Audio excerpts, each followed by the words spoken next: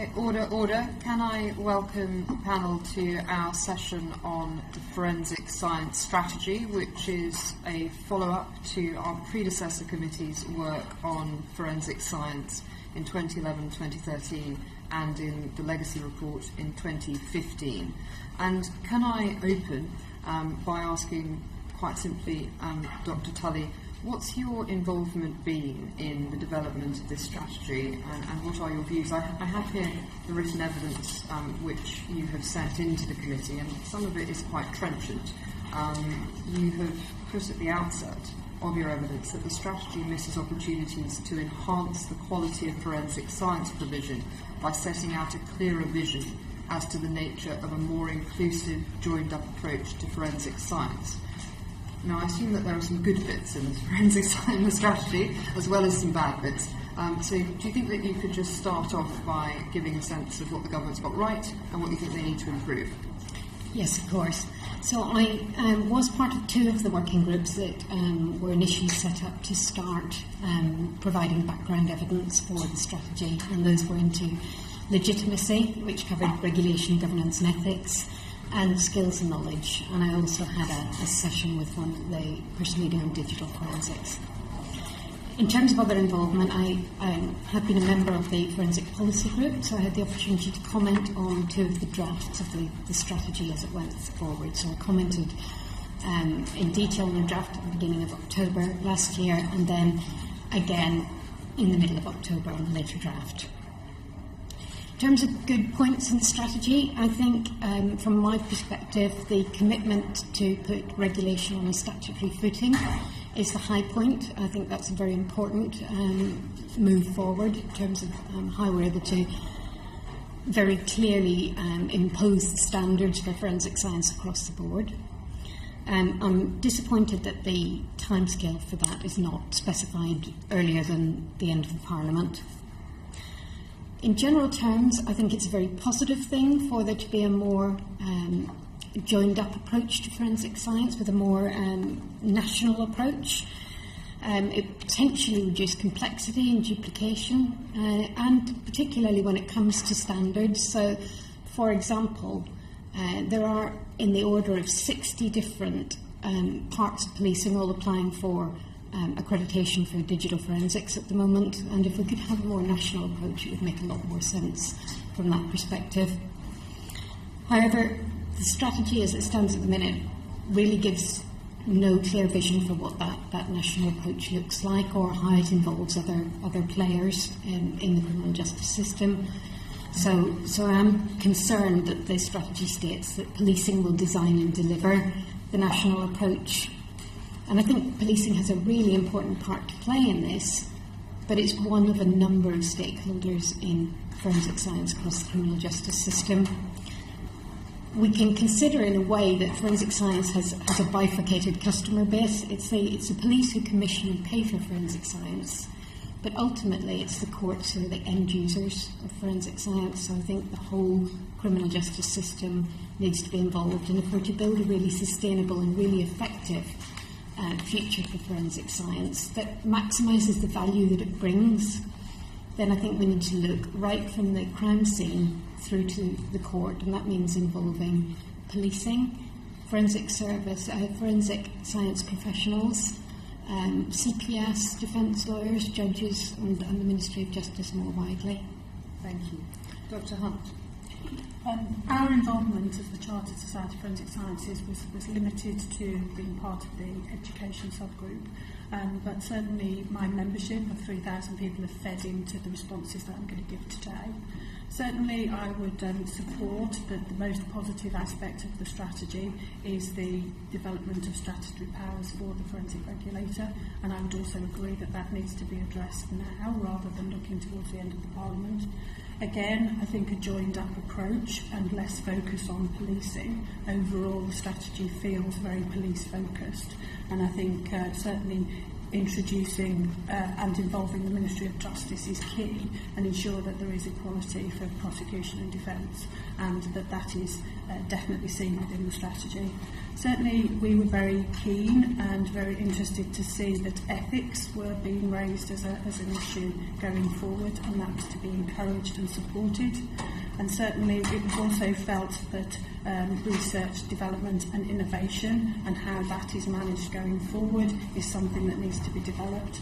It's felt again that the joined up approach should be introduced right the way through from crime scene to court, and that the innovation and research parts of that should also be joined up, and that encouraging support and differing the thought process of research councils was critical to ensure funding for forensic science research. Okay, thank you. Before my colleagues go on to ask you in detail about some of those points, Dr. Tully, in your evidence, you spoke about the fact that paragraph 51 of the strategy refers to contingency plans for exits, but has no strategy to avoid loss of niche capability or of critical mass of scientific expertise that is represented by those individual specialisms. There were concerns raised all along the line by our predecessor committee about the potential for loss of skills in the forensic workforce by the various strategies that happened in the last Parliament. Can you say whether you think that this actually happened, and whether you think that the current strategy is necessarily as robust as it needs to be to make sure that the skills that are needed in the workforce are going to be there? I don't have a complete national picture about what the loss of skills has been, so I can't give you a full picture. However, in the last year we have seen at least one small company exit the market, and that company dealt specifically with fibres evidence, and that did reduce the levels of fibres expertise available in the UK. Having said that, they went out of business because they weren't getting enough fibres evidence coming through, so there was clearly a lack of demand that led to that closure. The question is whether that lack of demand is because fibres evidence is no longer needed, or because it's no longer valued because it's a more expensive and time-consuming sort of evidence. And I don't have a full answer on that, but there are certainly indications that there are some cases that would benefit from those more detailed analyses where it's not currently being asked for. So I think that there has been some exit of skills. I think there are still enough people with enough skills performing forensic science at the moment.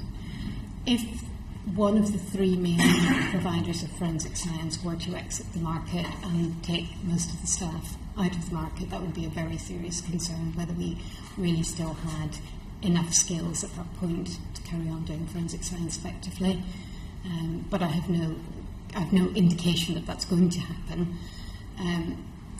Looking at the strategy, it doesn't seem, from my reading of it, that it provides the stability or the certainty for forensic science providers going forward. But I think that would be something that it would be very interesting to hear from the Association of Forensic Science Providers and the commercial sectors, whether there's anything in the strategy that would enable them to make investment decisions. Because at the minute, I think it seems a little thin on where the future lies for the balance between forensic science and policing, forensic science in the commercial sector, and I think they both need to work together. Dr. Hunt? Picking up from the point of the loss of the organisation that did fibres, there are other non-framework organisations that are involved in niche work that certainly are extremely concerned going forward that they will be picking up only the scraps as and when they are available, and that cannot always be a supported commercial model for a small organisation. So whilst there has been some loss already, I think that there is also the risk that that will continue to happen for smaller organisations specialising in small areas. Certainly, I think it's perhaps currently not been as substantial as it may have been envisaged, but certainly there are a number of our members working independently who are concerned about the flow of the work that they're receiving, and so it's only a matter of time before that has more of an effect. Okay. Chris Green. Thank you. The UK previously adopted EU requirements for accrediting DNA and fingerprinting work, and the forensic strategy tells us that a timetable has been agreed for accreditation of police in-house forensic services. Dr. Tully, could you sketch out the key dates and milestones of the timetable? Yes, certainly. The timetable actually applies to all forensic science providers, so not just in policing, so it applies across the board for anyone who is doing forensic science. Having said that, a lot of the large commercial forensic service providers have had that accreditation for some time already. The key dates remaining for the areas that are not already under accreditation are most of digital forensics is required to be accredited by October 2017. Fingerprint development is already accredited, but fingerprint comparison is required to be accredited by 2018. And crime scene investigation, including collision investigation and fire investigation, all come under the requirement for accreditation by 2020. Some of the evidence submitted, so the police forces are making progress in getting accreditation for fingerprint and DNA work. Good progress is being made there, but few police forces are suitably accredited in other areas such as toxicology. How challenging is it going to be for the police to make progress to achieve accreditation by these deadlines? Is it achievable, or is it quite a challenging target? Okay, a couple of points. First is that actually, as far as I know, no or very few police forces actually do any toxicology work, so they wouldn't hold accreditation for that. In terms of achieving these other deadlines that I've set, it's a huge challenge, particularly the digital forensics challenge. What we have is we now have a programme of work that is led within policing by DCC Baker from Staffordshire, and he's doing a very good job of corralling police to try and achieve that 2017 deadline. But unfortunately, that work started late, and he's done a great job since that started. But originally my predecessor set a date of 2015 for digital forensics to have accreditation, and no progress had been made. So in 2014 he adjusted that timeline to 2017. So now we're all bunched up, coming up 18 months off the deadline, and it's a tremendous challenge to get everybody through in time, and I'm sure that some will not make it. But having said that, there is now a really big effort to get people through by that date. On digital forensics, I'm also concerned about the small commercial providers, and particularly sole traders and very small SMEs who do not appear to be making the progress that I'd want to see on digital forensics at the moment. We've got a little bit more time on fingerprint comparison, but again, it's quite a big challenge. It's both a cultural challenge. Why do we need these standards in the first place? We've been doing this for years. But it's also a practical challenge. There are steps to go through to get to that level of quality that enables you to get accreditation. Because accreditation is only the final step. It is only the external validation of the fact that, yes, you're doing things to the correct standard. So you've got to put all that work in, first of all, to get to the right standard. So we're certainly making progress on fingerprints, and we've started on the crime scene investigation, and I've held several workshops with all the providers of crime scene services already. So the expectation would be that accredited private providers will fill in before police forces are up to speed? Where there is capacity to do so. I think in digital forensics there is not sufficient external accredited capacity to take on all of the work in policing, but I'm hopeful that the vast majority of policing will get through on time. Thanks, Dr. Hunt. I would absolutely agree that it is a challenge, and I think the fact that there has already been some slippage demonstrates that. But in order for it actually to move forward, I think it needs to be challenging in the fact that if we move the benchmark, then it could slip even further.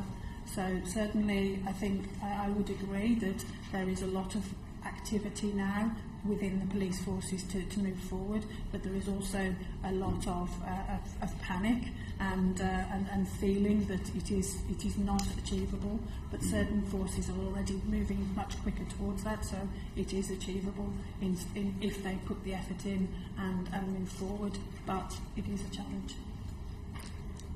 would there be, if police forces start using private providers, private providers will need, if they're going to invest in the resources to provide these services, they're going to need some kind of certainty on the return on their investment over time. So will private providers be able to sort of upscale to take on this work?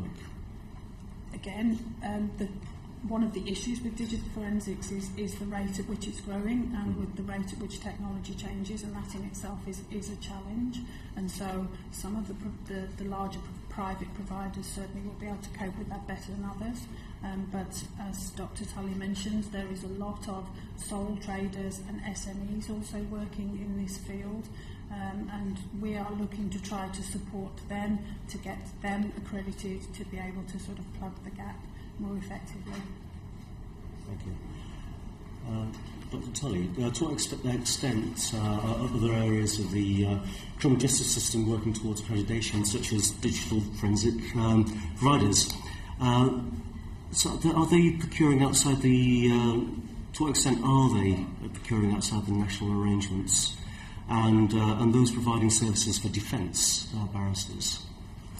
So all of those areas that you mentioned are procured outside the national framework. So digital forensics has never been within the national framework, and neither has procurement of defence expertise. Mm-hmm. When I've set standards, I've been very clear that they apply to all providers, no matter what their sector or no matter whether they're instructed by prosecution or defence. The difference is that I've had fewer levers to enforce compliance in some areas than others. So the National Forensic Framework gave a lever to enforce compliance because everyone who wanted to be part of that framework had to be accredited. Outside that, I don't have that same lever, but I am still working both to make the case for why it is important to have accreditation, but also to point out people's obligations under the criminal practice, the criminal procedure rules, to be very clear on the limitations of their evidence and so on. Mm-hmm. So there is some movement. We are trying to, this year I hope to run a pilot with the accreditation body UCAS on how we might accredit defence review of evidence or just review of case files. And that fits in with what Dr. Hunt was saying a moment ago about what we're doing to try and encourage small providers to go for accreditation.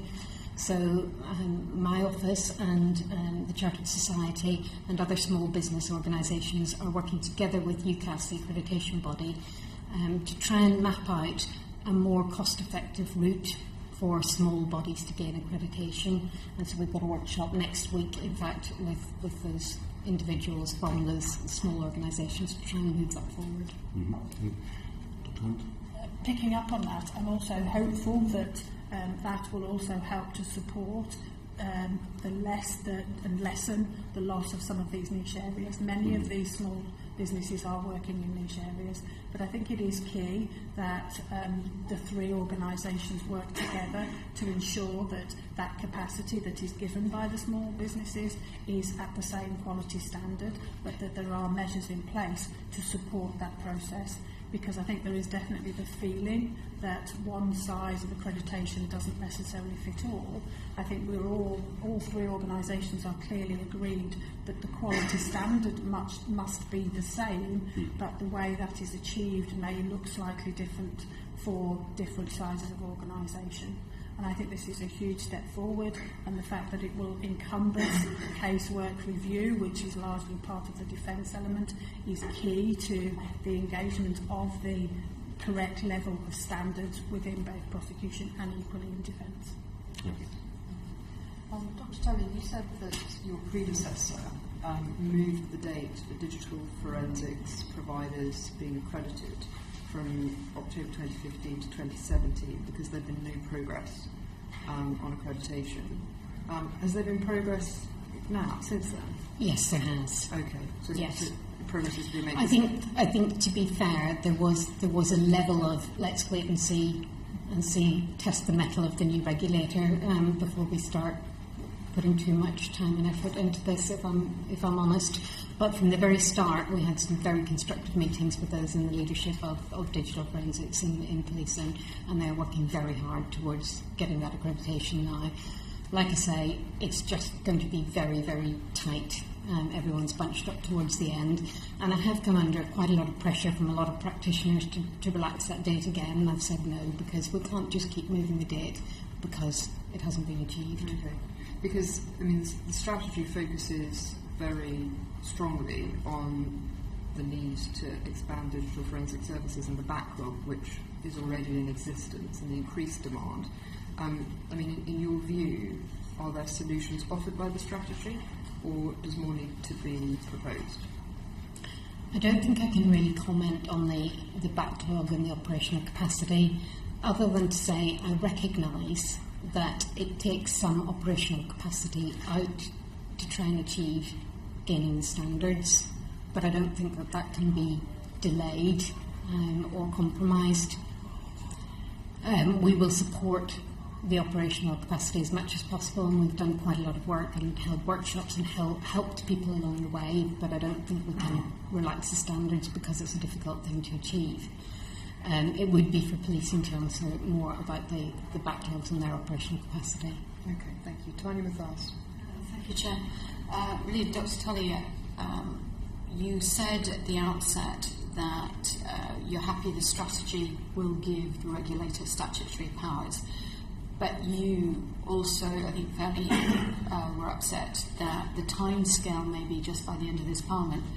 Have the ministers shared with you any plans for how and why those statutory powers will come in? There is a draft document as to what the statutory powers might be that has been shared with me. I think originally there was a hope that it might be in the 16-17 parliamentary session, but I understand that there's no suitable legislative vehicle in that session. So beyond that, I don't know what the plan is for legislation. Right. And do you think there will be any consequences of further delays of giving statutory powers?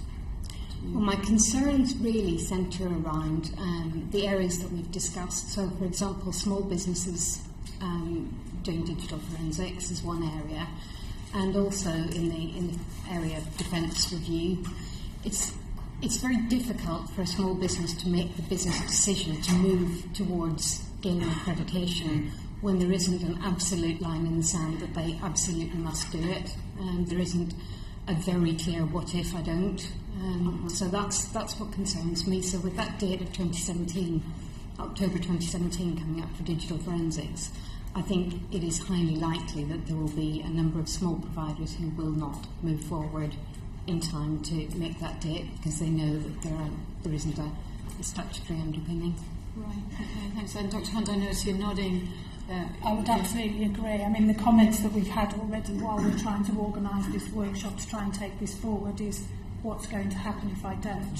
And until that stick is in place, it's very difficult to really enforce that. So in order to increase the capacity in line with demand in a time-effective manner, I think that those statutory powers would benefit from being enforced as early as is possible.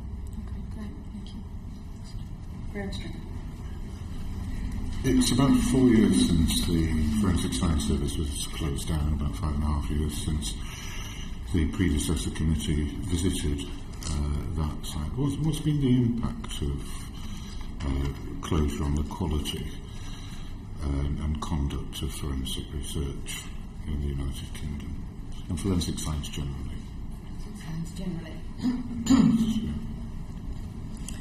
I think the vast majority of forensic research, forensic science that has been carried on at a similar level of quality. I think there was perhaps more risk when large volumes of work were transferring about. There's always more risk when large volumes of work, and therefore people have to transfer about.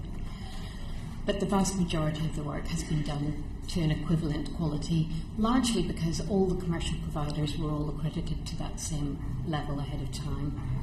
There was a bit of a gap between the police who were doing some DNA recovery and fingerprint enhancement getting their accreditation, but that's now in place for those areas. So I think the quality largely is similar. I think what's difficult to see is whether we're always maximising the value of the forensic science that we could be providing. But again, I don't think that is actually related to the closure of the Forensic Science Service specifically. I think that's an issue of making sure that we choose the right analyses and that we interpret them correctly.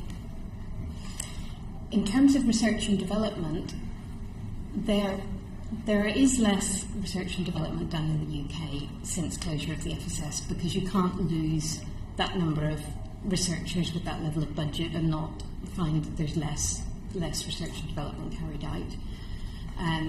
People will differ on what impact that has made.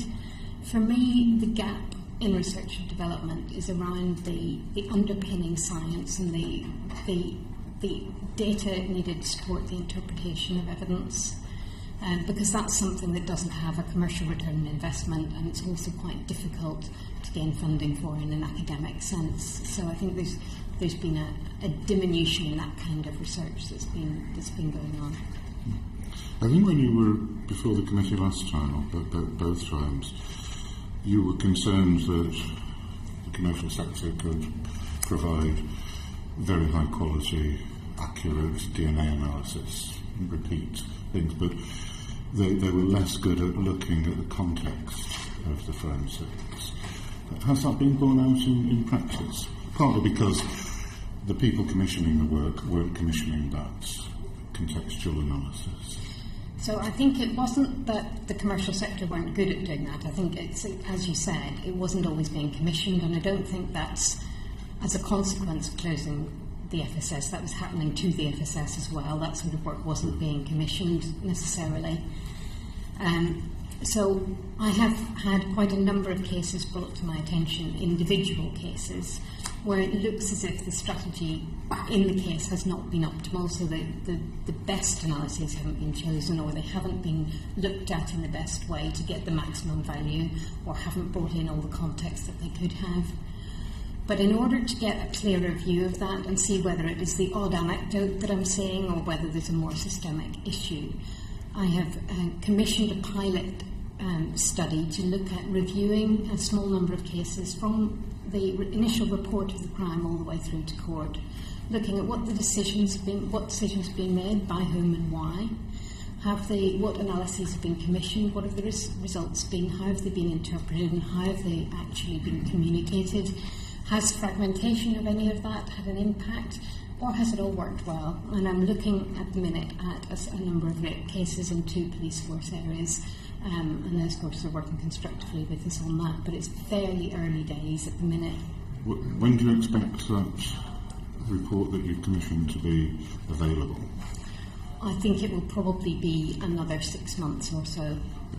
And would you expect that to confirm, otherwise, your view before this committee last time you were here, that the changes to the Forensic Science Service would lead to rapists and murderers getting off?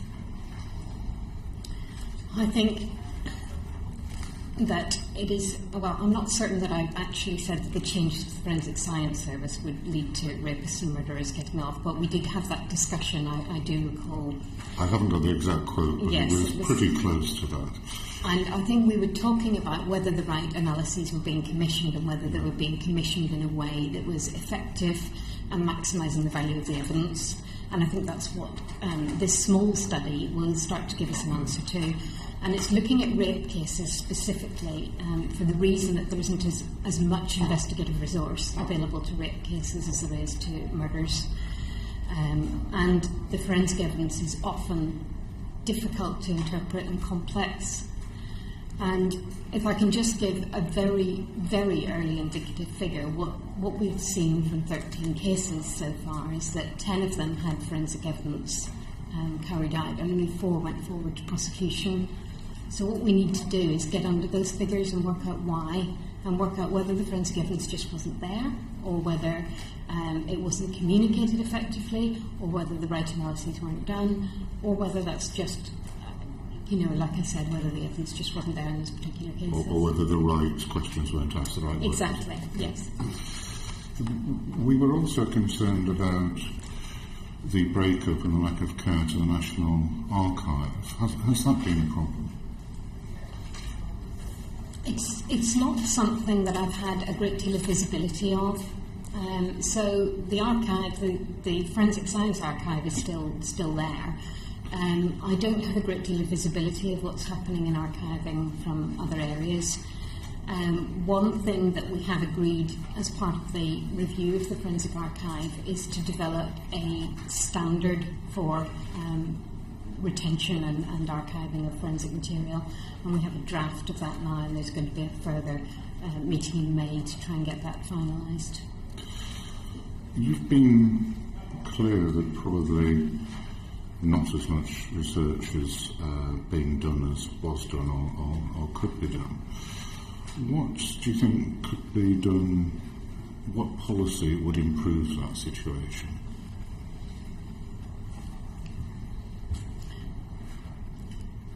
I think it would be very valuable for there to be a bit more long-term certainty for forensic service providers, so that they knew what sort of income they were going to have, what sort of return on investment they could potentially make. So that's in one sector. In the university sector, there's been some good news recently in that the University of Dundee has been funded to set up a Centre of Excellence that will be funded for 10 years to the tune of £10 million, and that's a very positive step forward. I'd like to see some other centres of excellence in academia. Now, how we can use policy to stimulate that is more difficult. I saw the submission from the Engineering Physical Sciences Research Council, and that's certainly one area that is more interested in forensic science research. But I think there's a fundamental misunderstanding in that all research in forensic science is not to do with development of new analytical techniques, but it's also to do with underpinning basic science and also to do with development of data. So in this particular area where there isn't a strong academic pool and there isn't a strong commercial pool, I think it would be valuable for the forensic policy group to sit and look at what could be done to stimulate innovation in that area and how that compares with other funded areas of research. Thank you. Just the last question, if I may.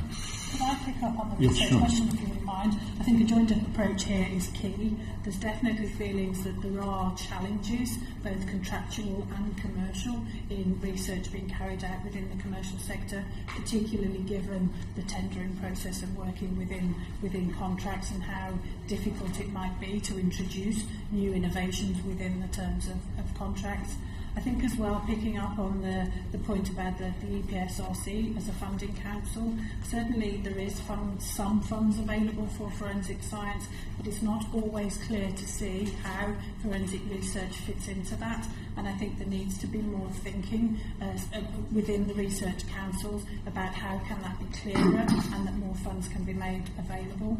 I think the stability point is very well made in the fact that the commercial organisations are looking more short term, and I think a lot of the research in the recent times has been about faster, about quality and about getting things more quickly, but it actually stifles real blue sky innovation when there is not that longevity of the tendering and the contractual processes. And I think for the fundamental science to be underpinned, there needs to be more work done at the research council level to ensure that forensic science continues to develop and the underpinning science is there. I think as well that a joined-up approach between the results, the fragmentation of work being done within the police and also within the commercial sector doesn't necessarily feed to where the universities may have a resource to do some research, but the actual underpinning of the work that is required and then feeding that back for everyone to benefit.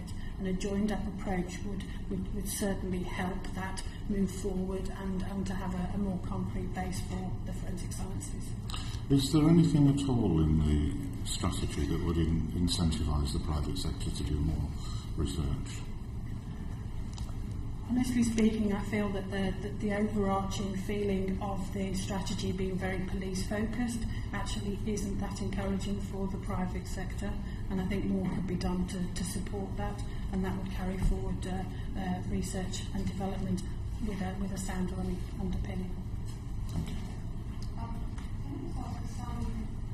Is more research-focused and innovative than others? Because I would have thought digital forensic providers, for example, had to keep innovating to keep up with the challenges which they were trying to sort of resolve, whereas in other areas it must be more static.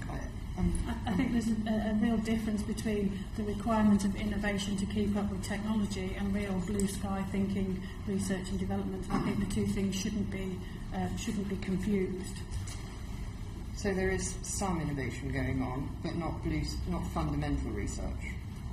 I think that's the case. The providers that will speak after us are in a better position to answer that question, I think. Okay, all right, thank you very much. Jim Dow. Dr. Tully, in your most recent annual report, you state that there's no uniformly adopted interpretation standard. No uniformly adopted interpretation standard is yet in place, and there is a paucity of structured data to interpret evidence most effectively. The interpretation standard is being developed, but a lack of research funding impacts on the availability of data. Is this, in your estimation, having an impact on the effectiveness and fairness of the criminal justice system? Yes, it is, I think. An example I can give you is some cases I was looking at that were referred to me. I was looking at them only this morning. And I don't know how many times in those reports the scientist said, in my opinion, this, that or the other, in my opinion, this means that, in my opinion, this means that. And just reading those reports, it occurred to me that it should be more than the individual's opinion. It should have been based on some structured data, because it was to do with the transfer of trace evidence and its persistence. And those are the sorts of things that one can study scientifically. You can't answer every possible scenario in every case, but you can certainly have more underpinning basic data and good interpretation methods to help you put those data to good use. So, excuse me, what if there is a lack of data available because of the development effect? How far away now is the achievement of this standard, or is it just forever disappearing into the future? No, the standard will be produced. The standard will set out the method, the minimum standards for how you go about interpretation, and will attempt to bridge the gap between how scientists see evaluation of evidence and how the courts have sometimes seen evaluation of evidence. So that's why we're working with the judiciary on it, to try and bring together those two constituencies into a common understanding of the framework for interpreting evidence, so the standard can proceed whether or not more data are produced, and the standard way of interpreting can be used with large data sets or smaller data sets. But I still feel that the value of forensic science evidence can be enhanced by having better data to underpin that interpretation. The Lewison Review, not the more famous one, the one to forensic science of last year, stated that more research is needed into the more esoteric areas of science to ensure the credibility of some forensic disciplines in science, particularly facial mapping and gait analysis. For the benefit of everybody else, that's GAIT, and not the garden variety, which is the study of human motion. What has been done to ensure that forensic evidence is considered admissible and is understood by the courts? Okay, so there are a number of things there, and one I would like to refer back to the new centre that's being set up in Dundee, which is really going to try and focus on underpinning science for a number of these areas. In addition to that, the criminal procedure rules, together with the criminal practice directions, and linked together with the standards that I've set, together make a very robust framework to evaluate the validity and the strength of forensic evidence. So the majority of the recommendations, for example, of the Law Commission's 2011 report have been implemented through those the criminal practice directions and criminal procedure rules. So that gives a very strong basis for evaluating and giving the courts confidence in what is good science and what is not, underpinned by a proper level of rigour. You've anticipated my next question, which was on the recommendations of the Law Commission. Although the government rejected most of it originally, they have, as you say, subsequently incorporated them into the various directives. Do you think there's anything further the government should be doing in that area? Well, I think this is where it is important that we get across that in forensic science we see it as an end-to-end process, and we see it from policing through forensic science professionals into courts and beyond. And I think that's where, I think from a policy perspective, getting everybody around the table is really important, and having that oversight from all constituencies involved. The other thing I think we need to do, and something that I need to do, is increase the visibility of the quality standards amongst lawyers, because it appears that there is little knowledge of the quality standards amongst lawyers, and I do need to increase that. And so I'm next week going to a seminar to help do that, and I will be publishing a number of papers and trying to get the knowledge among lawyers of what the quality standards are and what they mean increased, because that will also help lawyers to give the lawyers a better ability to challenge science that doesn't reach the appropriate quality standards, because that's important as well. And finally, do you think the strategy sufficiently addresses the issue of the continuing impartiality of forensic providers, particularly when we're in a position where the police either commission the evidence themselves, or indeed the forensic providers become part of the police? This is an interesting area in which there's quite a lot of different schools of thought. I don't have a fundamental objection to forensic science being done in any particular organisation as long as the right safeguards are in place.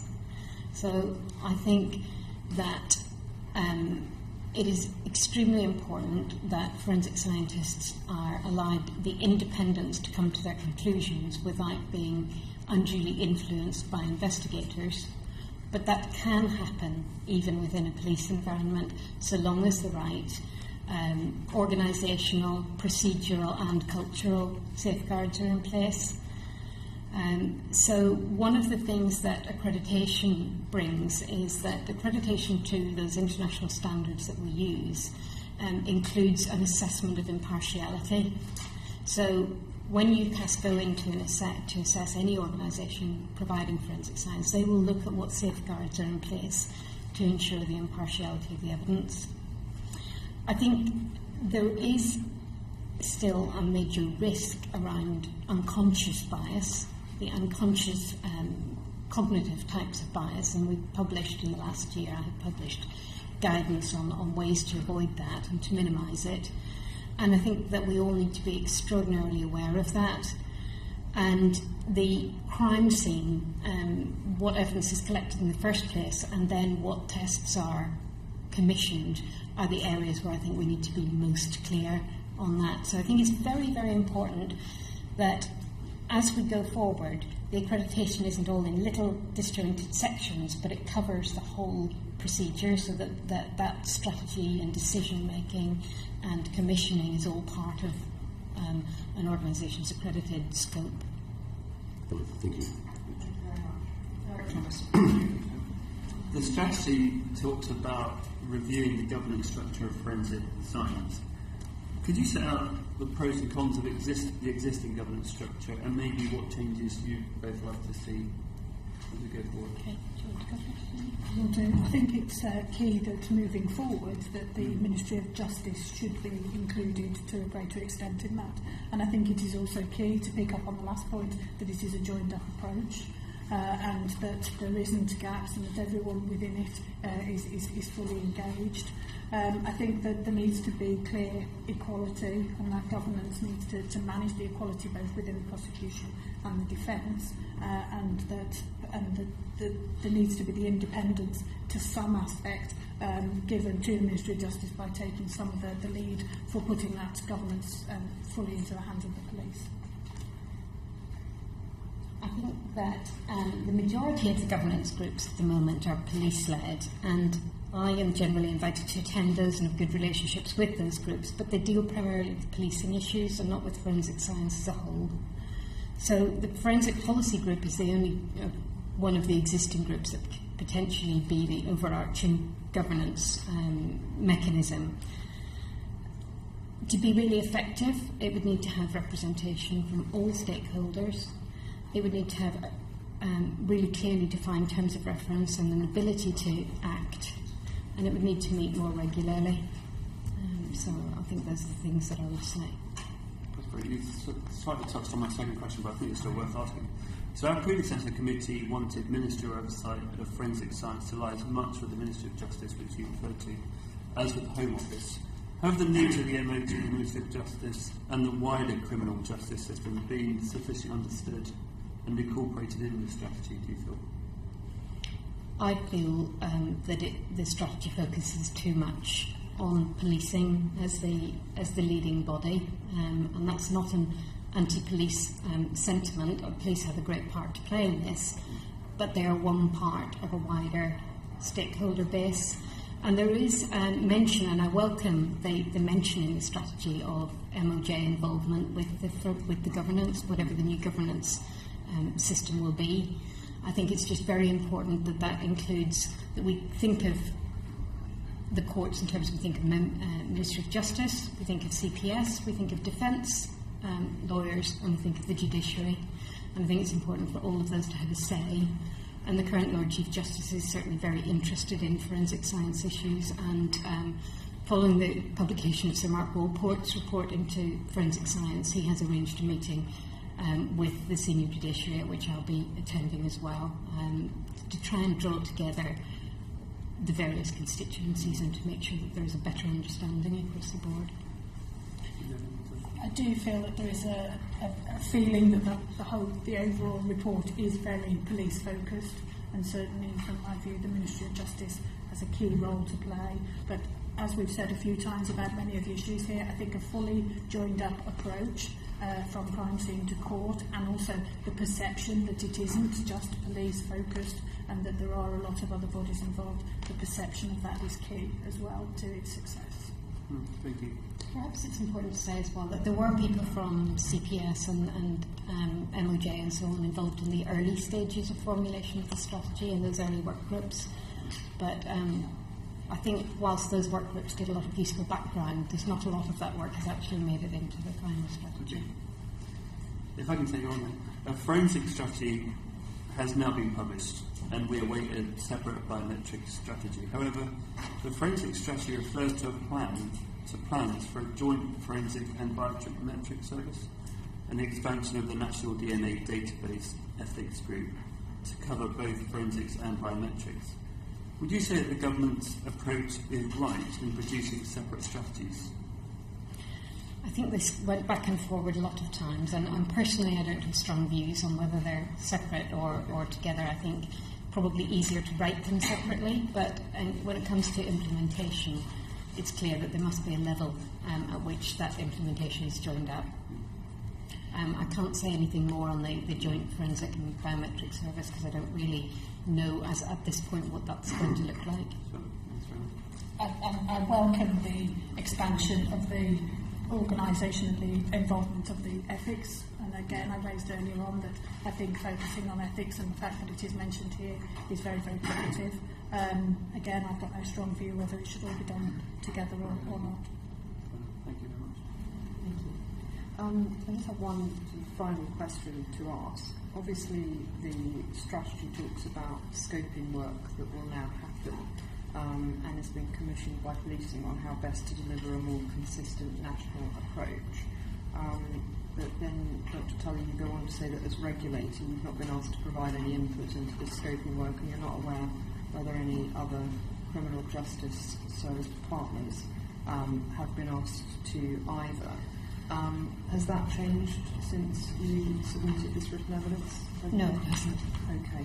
And in your view, any such scoping work would be incomplete without the cooperation of the wider criminal justice system and yourself? I think there needs to be good oversight of whatever's being developed, and that needs to include all criminal justice partners. And Dr. Hunt, have you been involved in any way in the scoping work? Not at all. All right. Okay. Well, can I thank you both for the evidence which you've given today and for coming along and taking the time. We may have some follow-up questions. We might contact you, Gordon, if you could drop us a line in response to that. We would be very grateful to you. Thank you very much. May I call the second panel to the table?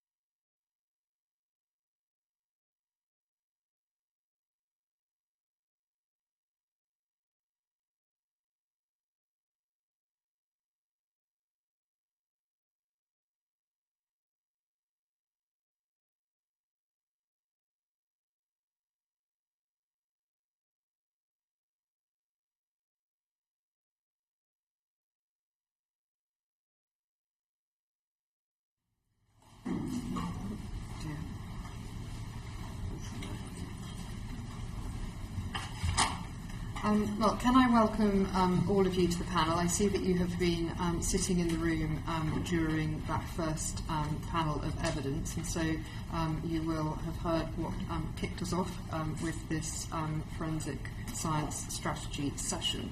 So could I perhaps start with you, Mr. Pugh?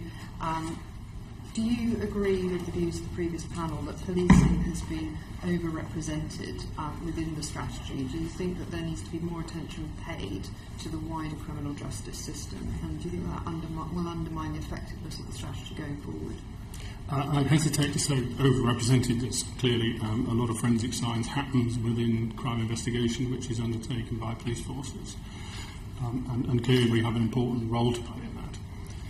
Certainly, along with my colleagues in PCC, we recognise that it is important that there are a variety of stakeholders who need to contribute to this strategy.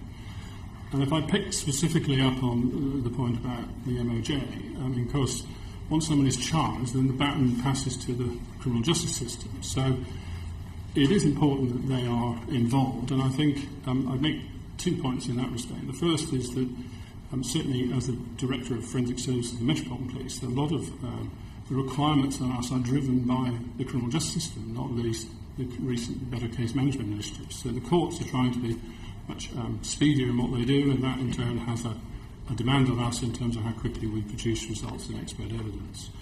I also think that the involvement of the criminal justice system is important in this strategy. As highlighted by Dr. Tully, there needs to be, and I've written on this previously, a meeting between the criminal procedure rules and the practice direction that goes to judiciary and the regulatory environment. What will happen if we have statutory powers to the regulator? How will the courts deal with that? Because there will be situations where perhaps someone is deemed not to be competent, and there needs to be a much more joined-up approach. So I think it's very important the MOJ are involved in and the criminal justice system are involved in the development of this and implementation of this strategy going forward. So, Chief Constable, that sounds very sensible, an integrated system between policing and wider criminal justice system, but is it properly reflected in the strategy? Do you think that the strategy will deliver that for forensics? I think that the strategy is a good start in helping deliver that. And as my colleague says, it is no surprise that police feature as prominently as they do, given our share, if you like, in this particular area of work. But as with everything, we don't work in isolation, we must work with others, and it needs to be an end-to-end process, as Dr. Tully eloquently described, from crime scene through to court, if that's applicable. And so all stakeholders need to be engaged. But the strategy allows for a direction of travel that I think that will allow us to actually help understand what each and every one of us can do in terms of ensuring that strategy becomes the reality of a service in the future. Well, the strategy sets out that the next step will be scoping work that has been commissioned by policing on how to deliver a more consistent national approach. Obviously, we've heard from the regulator that she has not been asked to take part in the scoping work, and she's not aware of any other criminal justice system partners who have as yet either. So can I ask firstly, how do you understand such a national approach manifesting itself? And secondly, what's going on with the scoping work? So the scoping work has been undertaken in relation to a series of workshops. I don't think all of those workshops have actually taken place yet. The final one within a couple of weeks, my understanding. But we have yet to see the result of that work, because clearly the workshops are just taking place.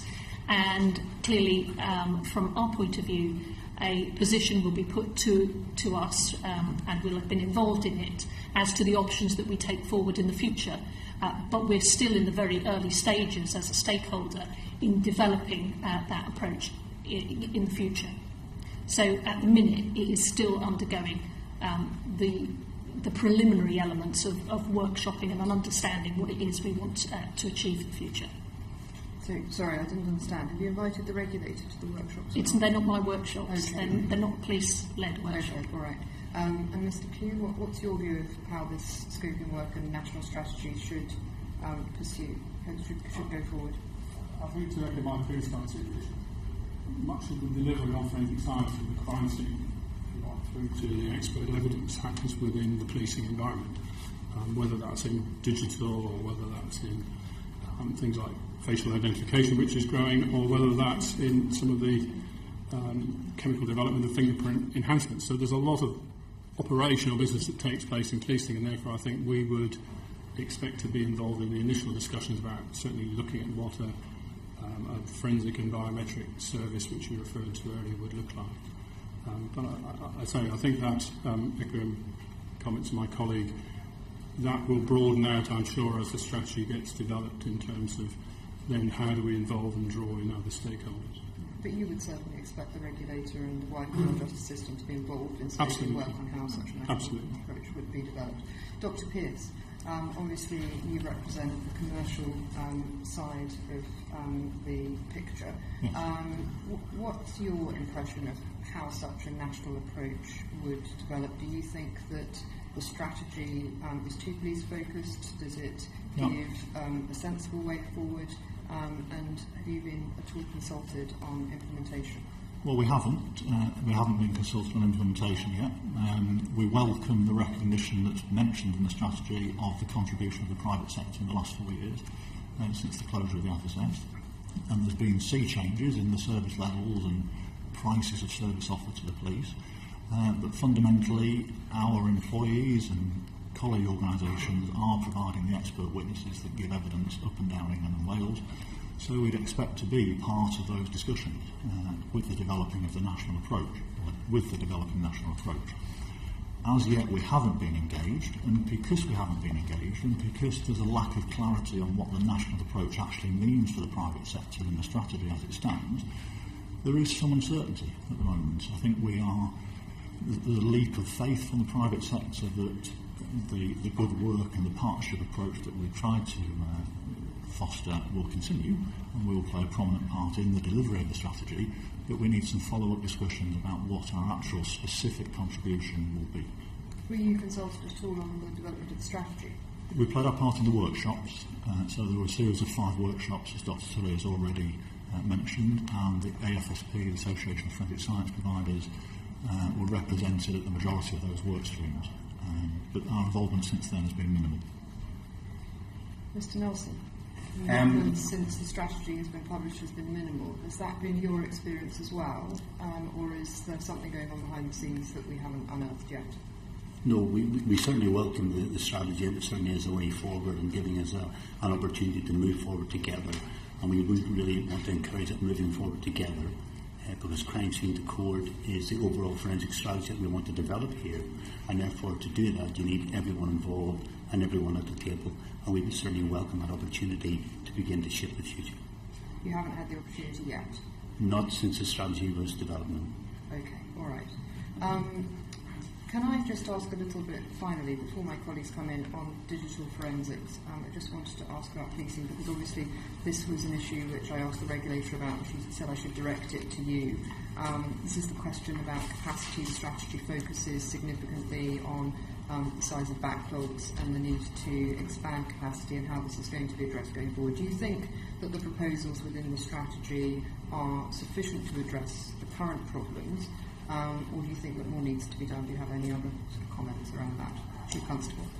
I think the strategy allows us to ensure that a national approach that develops will ensure that every force takes on the best practice, as opposed to some taking on best practice and not others.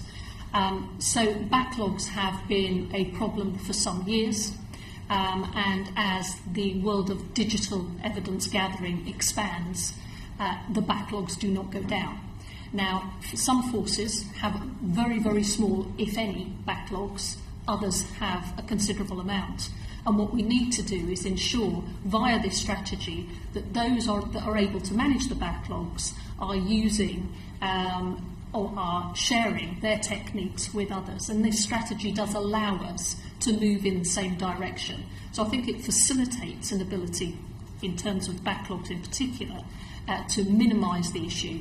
But this is a problem that's occurred over many years and will not be solved, very, very quickly. Although we can make sure that what we do is the best that we can, given where we have been over the number of years and the expansion of digital.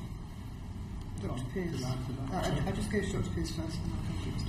Keegan. Again, the private sector have their part to play in this. I mean, Dr. Tullius mentions SMEs supporting the backlog reduction exercise. LGC has invested six-figure sums in equipment development to support operational policing in this area. And we're happy to continue that development in what is a growth area. It's just not having clarity on how perhaps we'll be involved in this national approach, specifically within the area of digital, means that our planning for the future is a little bit stifled at the moment. So I do accept that the strategy gives the framework for the discussion, but we need to be involved in that. So our role in the digital services arena is clear. And if it is a partnership between in-house capability development that's organised on a national basis and the private sector, that's all well and good, and we're happy to step up and play our part in that. I've got to expand on that. I think, as we recognise, there's a big growth in the volume and complexity of digital devices we examine.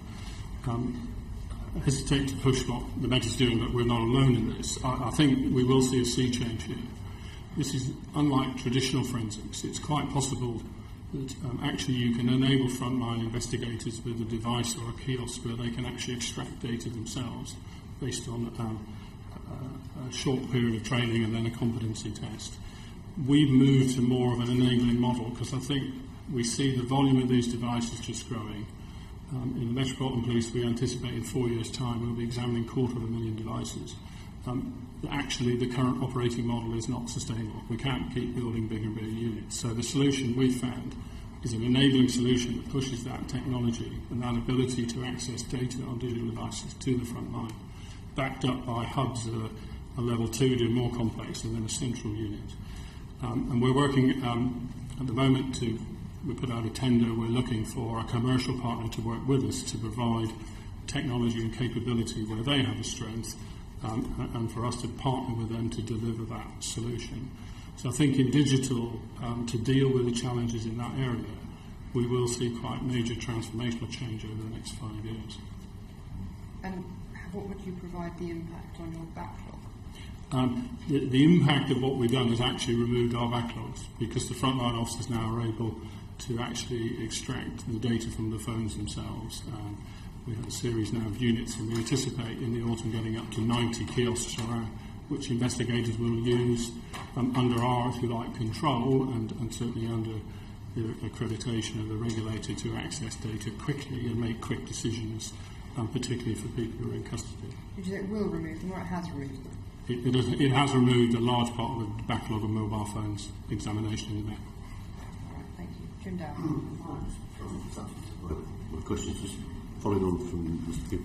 Does that include encrypted data on phones? Because we all know about the case with Apple in the United States. It can access some encrypted data. Certainly, devices that are password protected, we have means of extracting the data from those. I'd invite the committee to come and see one of the units that does this. You'll see how frontline officers use this technology to make quick decisions in investigation. It's probably a better illustration of the technology. Sure. Mr. Nelson, if I may, in Scotland, of course, the single police authority is providing forensic services for the whole of the Scottish police force. Are there any lessons to be learned from that experience that can be applied in any new plans in England and Wales? And are there any shortcomings or disadvantages that should be avoided in your experience? Sure. Well, in 2007 in Scotland we moved to a national forensic service delivery model which brought together the 8 C's of crime departments, 4 fingerprint units and then 4 forensic science laboratories, all previously working independently of one another. So we have a very much a national process in Scotland from crime scene through to court. That sits out with policing but supports policing and the Crown Office completely. And we have a delivery model which allows us to have 4 main centres to provide forensic service to the people of Scotland. It provides that impartiality for the scientists and in some ways protects them and the scenes of crime officers whenever they're doing their forensic examination. And obviously in moving to that there have been a number of challenges for us. Probably one of the biggest is the cultural challenge of moving people from working for originally a police force into a national forensic science service. So that has taken a considerable amount of time. Obviously accreditation as well. Obviously our services are accredited, and I wouldn't underestimate the cultural and the accreditation challenges that just coming to one service does bring. However, with that there are significant advantages as well. So instead of trying to do things differently for each of the different forces in Scotland, we now have very much a joined up and a consistent approach. We work together with Police Scotland and the Crown Office to develop a 3- and 5-year strategy for forensic services, and that's ongoing at the moment. So we engage with our partners to make sure that what we're doing in forensic science actually meets the needs of the criminal justice system and also the police service of Scotland. So I think there are a lot of opportunities for us to share that learning with obviously our colleagues in England and Wales, and I'll certainly do that through the association but also in terms of engagement as well with any of the working groups that are going to be taking place. Thank you, Mr. Nelson. On that point to Ms. Simpson and Mr. Pugh, do you feel that there's any connection or read across from the rationalisation of forensic services into the broader question of the, as they've done in Scotland, the rationalisation of police forces? I don't think it's dependent on it, but I do think clearly a national approach helps us decide whether or not that is the model we would choose to develop within England and Wales. But I don't think one is dependent on the other. But I do think a national approach to forensics does help with the debate and how far we want to take that for the future.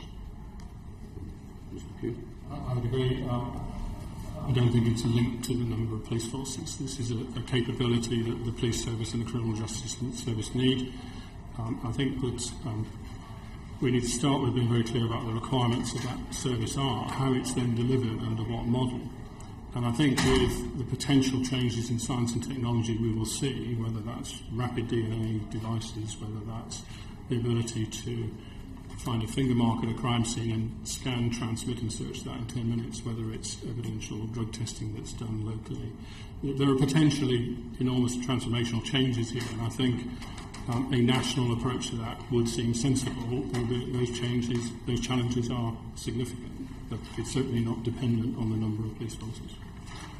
Thank you.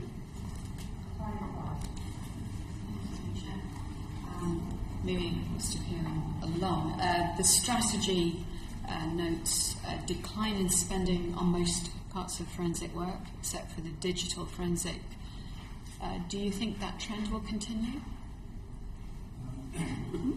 I can speak from a Metropolitan Police perspective. Clearly, as part of the austerity, we've made reductions in headcount and had to make savings while delivering the same service effectively or better, and that's the challenge on me, to use science and technology to do that.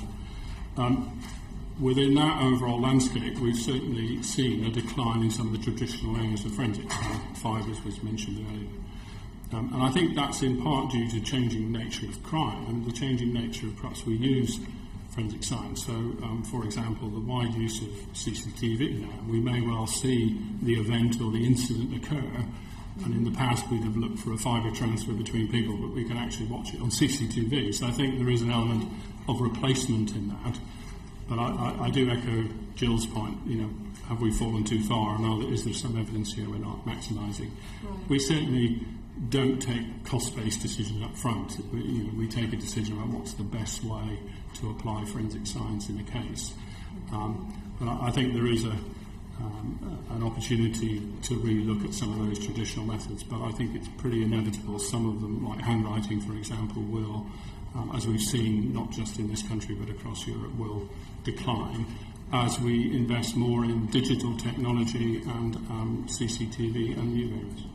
And Dr. Pearce, from LGC's perspective? I think we see, forensic spend is down, there's no doubt about it. The market has shrunk from well over 100 million to probably around 60 as it stands in England and Wales. I think we all recognise the pressures on the police with budget cuts and comprehensive spending reviews. So what we've seen is the quite intrusive and professional approach to submissions of cases. So individual police forces developing infrastructure and policies to submit the bare minimum, really, on a particular case to get the desired outcomes.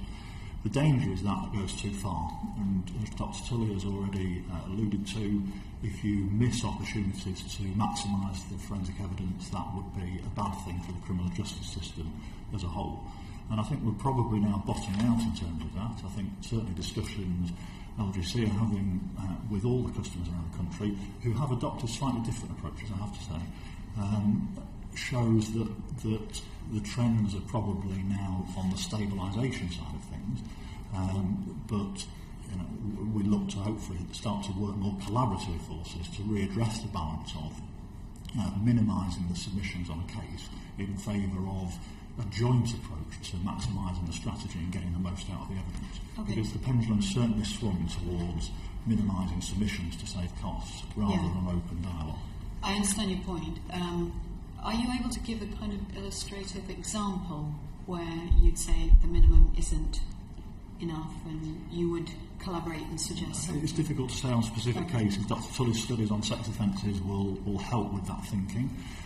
What we do see is understandable but sometimes frustrating requests to examine items in sequence where you might expect that examining all the items together would give a balanced view. And don't forget, at the end of the day, we're talking about expert witnesses that have to give opinion-based evidence on what they think happened and led up to the findings.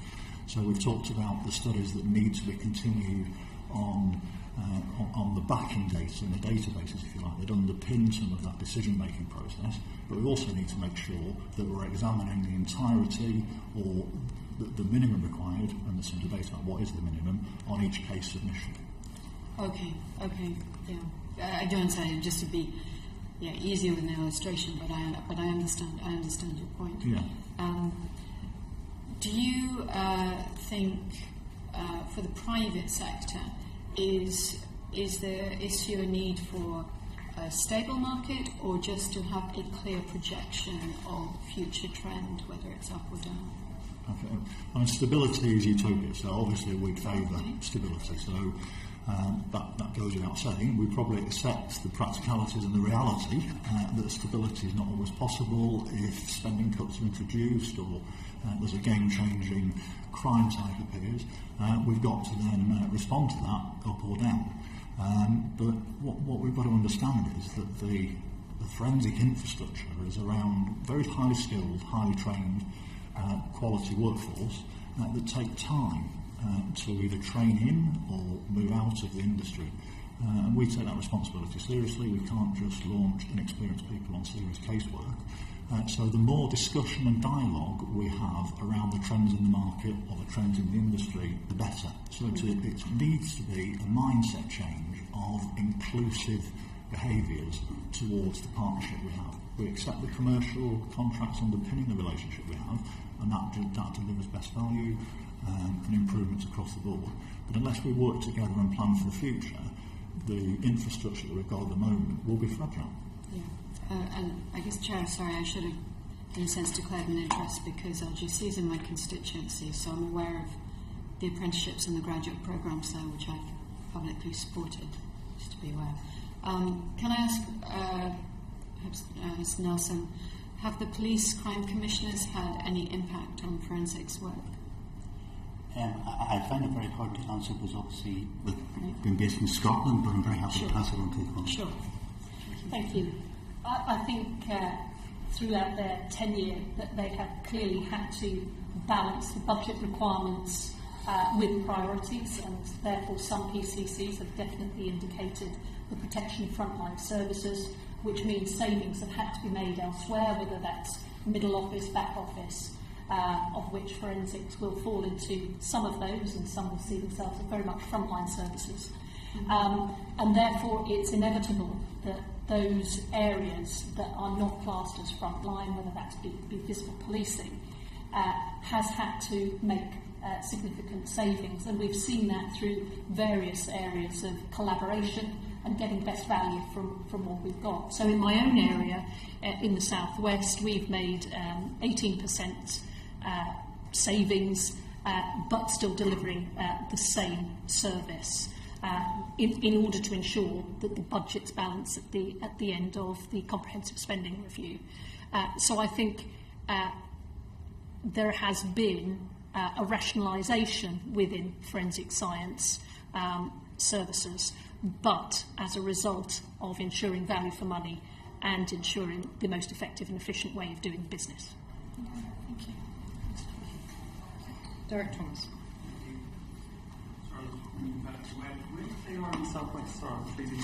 Me, I'm actually in Dorset. Right, yeah. No, I thought I recognised you, and I just had to look through your... I don't recognise you. I'm just saying... No, I'm not known to the police as far as I know. The current clearance arrangements under the National Forensic Framework Next Generation expire at the end of July, sorry. I'll give you a couple more months. What will replace it, and how will the new arrangements differ from the existing ones? I don't mind who answers this. Well, from our perspective, obviously we've been working closely with the Home Office Forensic Marketplace Management team over the last 4 years on the framework. And I think it links back to a previous question about how submissions have changed. I think we've seen the need to have such a framework to perhaps standardise the approach to procurement and perhaps give the police the option to realise the vast savings that have had to be made. Chief Constable Simpson's already said about the 18% savings, etc. That's just tip of the iceberg with some forces. So I think there's been a need to drive price reductions and cost savings within the police, which we relate to, albeit it can't be at the expense of quality, and it can't be at the expense of not maximising the best in forensic science. I think we've got to the point where that's bottomed out, as I've said. So I think the police service are now saying to us, and we're saying back, we've got to do this differently. We've got to talk more, we've got to work over a longer period of time. We will invest in this sector, but we will only do so if we're doing it in partnership with joint business cases with mutual return and benefit. And the framework does not provide that. It is a short-term, commodity-based procurement infrastructure and vehicle that's had its day in terms of that style of procurement. So it's a little bit unclear as to what's going to replace it. But, I don't think what will replace it will be a standard way of procuring. I think the police forces in each region or separately will choose something that suits their policing needs, and that may be different in London to the North East or the South West. And we hope to work together to meet those needs. The downside is that if you have bespoke contracts, you move away from standardisation, so we've got to be careful that we don't introduce inefficiencies in terms of how we manage our science. But I think the benefit of working together over a longer period brings that stability that we're happy to live with the short-term disbenefits of different contracts. If I could pick up on that, I think, as Mark says, the current framework's perhaps come to the end of its useful life. It served its purpose by providing clear definitions, if you like, of what was being purchased. And we've certainly, picking up on Mark's point, we've recognised that in the Metropolitan Police. So we were in a 2-3 year tender cycle based around that framework. We are now moving, in fact we're in the middle of a tender process at the moment, to move to a more of a partnering arrangement that could be a 7+3, a 10-year contract. And built into that is very much partnership and maturing the commercial relationship to work with the partner to develop new technologies, to develop new services, and we will do that jointly, and we're really very clear about that. So I think we recognise now it's time for a different approach to engage in the commercial sector, who have a very important role to play in this in terms of their knowledge, their agility in terms of developing services and even their capital. So we certainly see the need now for a longer term relationship with the commercial sector to build and to certainly to manage change. We won't bring in the changes that I think are due in the current, if you like, framework situation. Will digital services be included in the new arrangements? And given that the deadline for accreditation of digital services is not until October 2017, how can you be sure that they use digital services are used in an appropriate way before that date? Or all become accredited? We've actually got a separate tender for the digital forensic provision, as I described earlier. The operating model we've moved to is a radical change. It's about enabling frontline officers. So this is very different from having centralised high-tech units. So this is a big change. But we see doing that, and again, it's a similar basis, a 7+3 contract. We don't want to be in the business of buying the kiosks or providing the support for that. The commercial sector are far better at that, and clearly they have the equipment to do it. As well as the commercial sector, particularly in digital, I think has been mentioned, there are a number of niche providers who develop software that will deal with encryption, who develop software that will deal with particular operating systems. They are quite small. So the approach we're taking by having a managed service provider is we will go through our commercial partner to access those specialist organisations and companies. But very much, again, it's about maturing that relationship to achieve that long-term development and transformational change to deal with the volume and complexity of devices. On accreditation, the model we're moving to will be capable of being accredited to 17025. We've ensured that we built in, if you like, the necessary safeguards to that in terms of validating the equipment and certainly the control over the way it's operated, which will be dealt with centrally and managed by my staff in forensic services. So we can see a solution, if you like, in terms of the regulation or the accreditation of that model that will meet the standards of the regulator. Does anyone else want to add to that? From my point of view, I absolutely agree with Mr. Pugh that this is a mature approach, that a one-size-fits-all doesn't necessarily work for all forces. Some will still be on the framework and use the framework up until July, whereas others, given their current setup and the collaborative processes they're in, may choose to do other things. But I do think it's important that we, given the accreditation landscape, we understand what we need to work towards and what safeguards that will have for the criminal justice system. So I think, very much what Mr. Pugh has just said. Sorry. No. I think on the digital side, the rate of growth and the amount of digital requests on the forensic side is growing so fast that we need to act together to keep up. What Mr. Pugh described is very specific to the Metropolitan Police and doesn't necessarily reflect the direction of travel as it stands for the rest of the country, and the strategy alludes to a national approach. So we're in that zone of a bit of leadership from the Metropolitan Police Service, everybody else doing some overspill work for the private sector. We're not sure whether that overspill work is going to dry up because the work will be taken in-house with a national approach once accreditation has been reached. We're about to sign off investments in new technology, expanding the number of people that we've got to keep pace, but do we do that because we're uncertain that we'll get the demand over the medium term? So that's one area. Digital services is one area that we can work together better on. For the sake of you asked about stability versus certainty. This is one area of certainty where we need to, it's not stable at the moment, it's stable, it's unstable in the sense it's going up like this. We need to have certainty in terms of how we will work as the private sector with police colleagues. I think that's why it's so important to have the longevity of that contract, because that will allow providers then to invest in that particular area.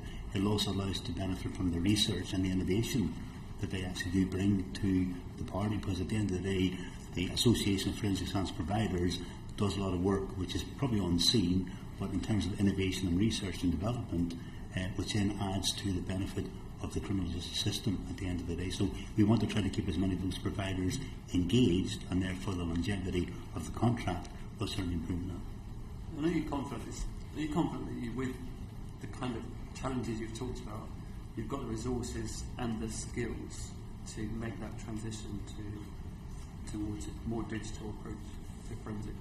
Yes, from our perspective, with planning, yes, but we're pedalling hard to keep pace in this particular area because obviously common sense suggests that digital devices are being used more and more in existing crime as well as to perpetrate new crimes.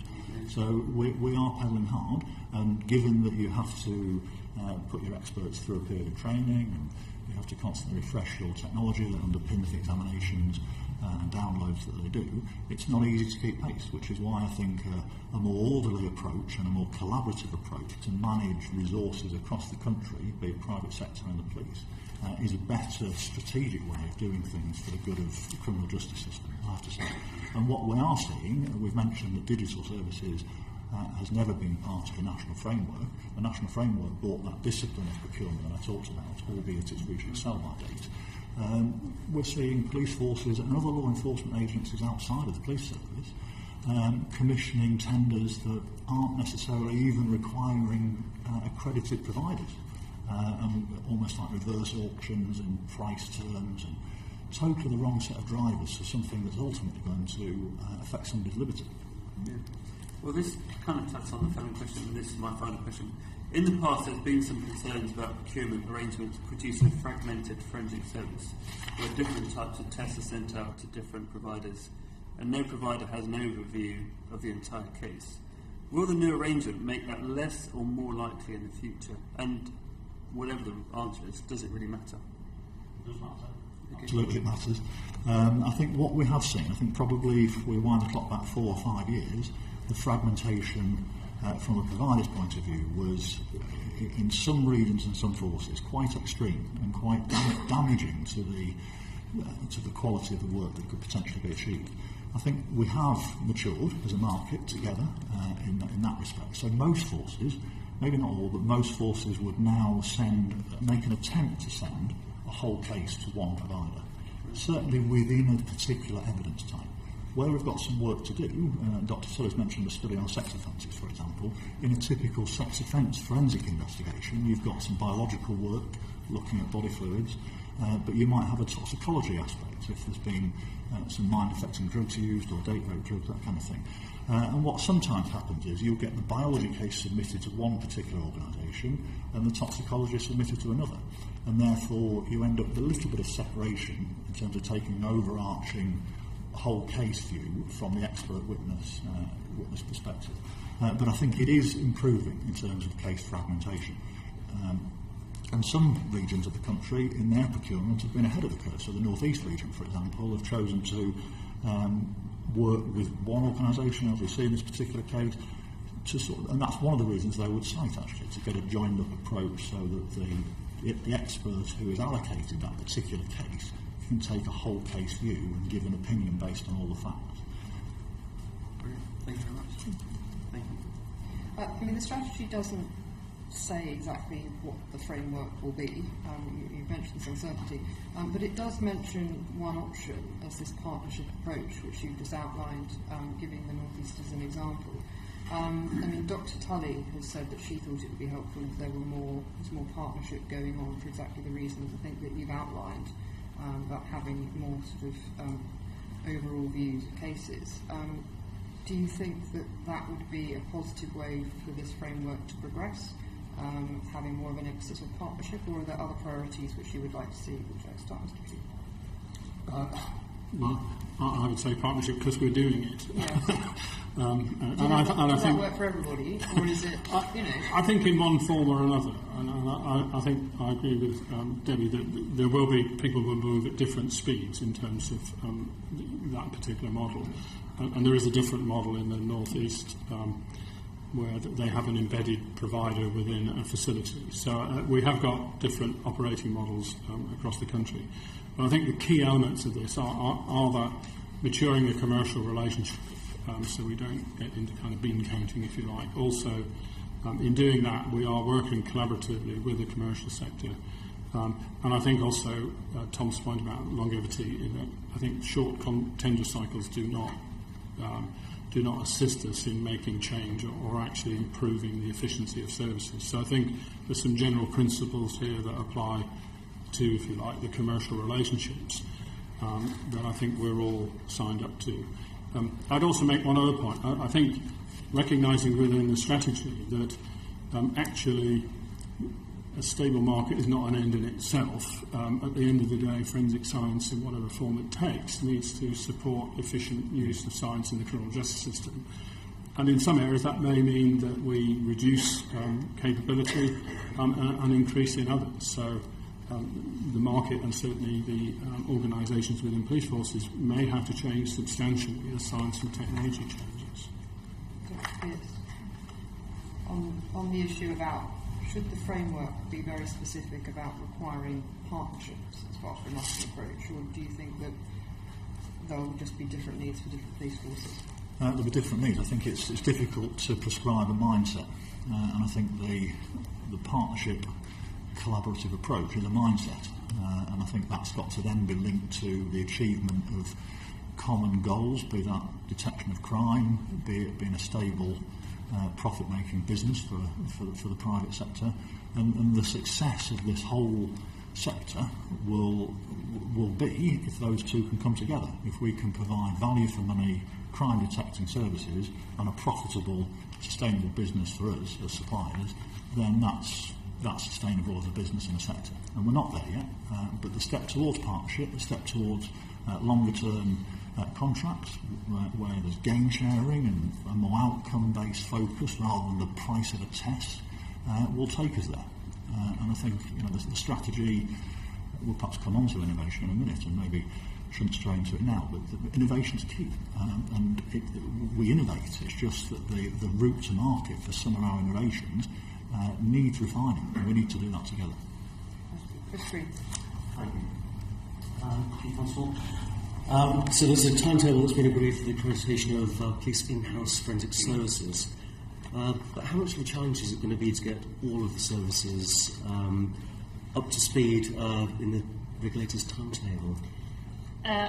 It will be a challenge, and Dr. Tully expressed a view in relation to having to put dates back by her predecessor. We are fully sighted on the dates. We do know what we need to achieve, but it will nevertheless be a challenge because at the same time as we work towards those accreditation in various areas, and not all, by the way, sit under forensic science as a discipline, of course. But as we work towards the accreditation process, whilst we can learn from those that have gone before us, and many forces have been accredited in various areas, we also have to have an ability to deliver operationally for today's crimes, etc. So there will be a pressure on resourcing to ensure the accreditation, especially around digital, actually achieves the timescales that we've been set. Every force understands the timescales that we're now working towards, and accepting there will be pressures on resourcing this isn't necessarily an easy process when you're trying to deal with the day-to-day business as well, and the pressure obviously on the assessment services as well. Combine those together, we don't underestimate the challenge that has been set, but we are fully sighted, fully engaged, and intend to do our best to deliver. The impression I get is that in not all areas will all police forces be up to speed by the deadline, so there might be some role for the private sector in that. There may well be, although many forces, I couldn't say all, but many forces have got some form of accreditation, and not all police forces operate their own forensic science departments or divisions anymore. Many have collaborated, so you will find regional collaborations, and whereby not everyone is accredited, there will be sufficient in the region to share functions in order to allow for day-to-day delivery, whilst perhaps one of the areas catches up on accreditation.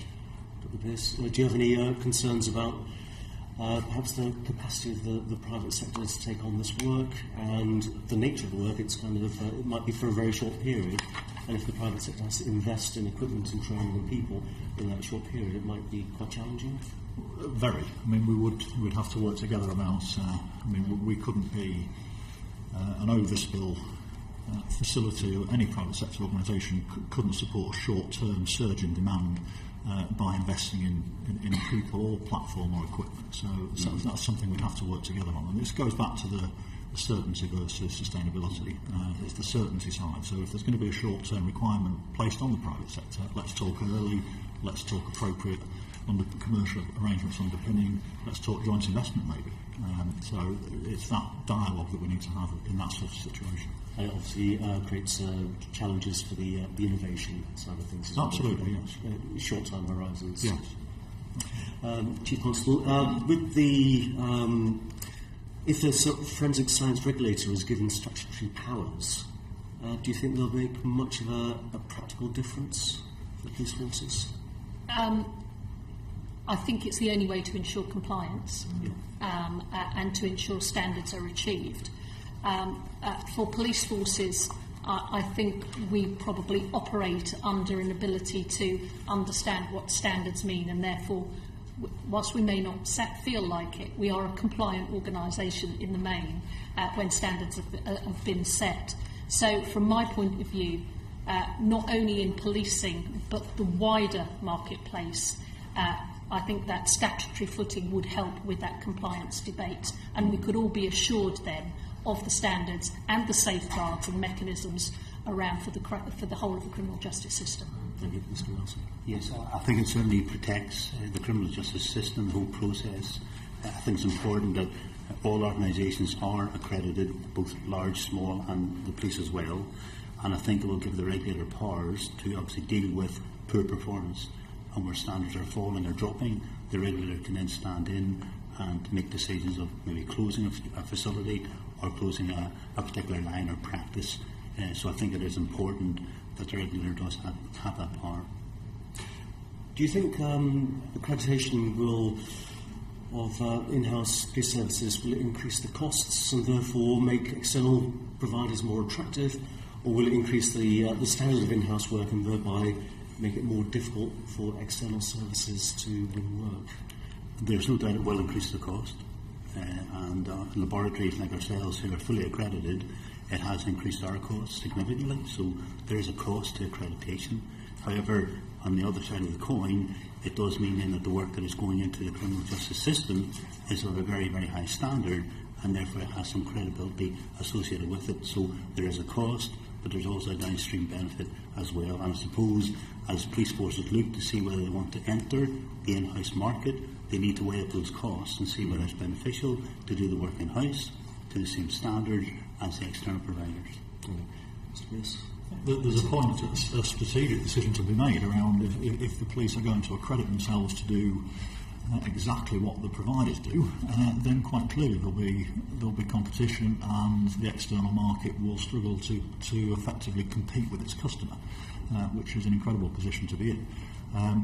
What we would always hope for is a level playing field from a quality perspective, because I think that protects commercial interests, but it also protects the criminal justice system. And then secondly, if the police are going to consider doing work in-house in accredited new areas, that a fully costed business case is put forward in every situation in the same way that we would have to do for an investment internally. And if the economies of scale are such within an individual police force that they can justify savings even over and above using the private sector, then we've got to look at ourselves, because the private sector has the economies of scales for providing services to a number of police forces. So our processes are honed to be efficient and effective, and hopefully cost effective across the board. Thank you. And final question for Mr. Pugh. The absence of a universal standard for interpreting forensic data in the courts, does the strategy do enough to address any misperception about the impartiality of police in-house forensic providers? I think the interpretation and impartiality are slightly different issues, and I would certainly wholeheartedly agree with Dr. Tully's comments about the databases and the information we need to interpret forensic evidence and to put it in context and to arrive at an evaluative opinion that an expert can give in the court and be confident in. I think the impartiality is covered within the codes of practice and conduct, and just to put on record, we thoroughly support them being put on a statutory footing. And I think the element of the codes of practice that require demonstration of impartiality, we absolutely accept in the Metropolitan Police. In fact, we've laid down in our own policy that I'm the only person in the Metropolitan Police in forensic services who reports to a police officer. We are organisationally independent, and we provide, if you like, the necessary safeguards and evidence that evidence produced by forensic staff is impartial. And we take that duty very seriously, and it's actually set out in the criminal procedure rules as well. So I think this, not to take those lightly, but there are safeguards in place, and I think those need to be there and need to be reinforced through the codes of practice and conduct. Just a final question before we move on to the final panel. Obviously, the strategy notes that there are some gaps in research in forensics. We've heard the same from the previous panel, who said that there is some innovation going on in the private sector and other areas, but blue sky thinking has shrunk since the FSS was closed. So can I ask you first, Dr. Pearce, where do you think the main gaps are, and to what extent do you think the strategy, which has outlined some priorities, is favouring more short-term priorities which perhaps favour the needs of police to longer-term, more strategic needs for the future of forensics for the whole criminal justice system? Yeah. I mean, I think, certainly I'll speak from LGC's perspective, but I'm sure others would say the same. It's not that we're not innovating. We are innovating. I think of 7 really significant R&D projects going on at the moment to take forensic science to the next level of effectiveness and keep pace with the rest of the world in terms of DNA profiling, frontline services, technology supporting real-time policing. So we are innovating. It's just that the governance around how those innovations are taken to market and the desire, if you like, from the police to embrace new technology and perhaps jointly fund it for mutual benefit, it isn't there. The system isn't working particularly well together. And that's what's missing from the strategy for me. I mean, I note that it's the innovation section is the only one without any black highlighted actions in it.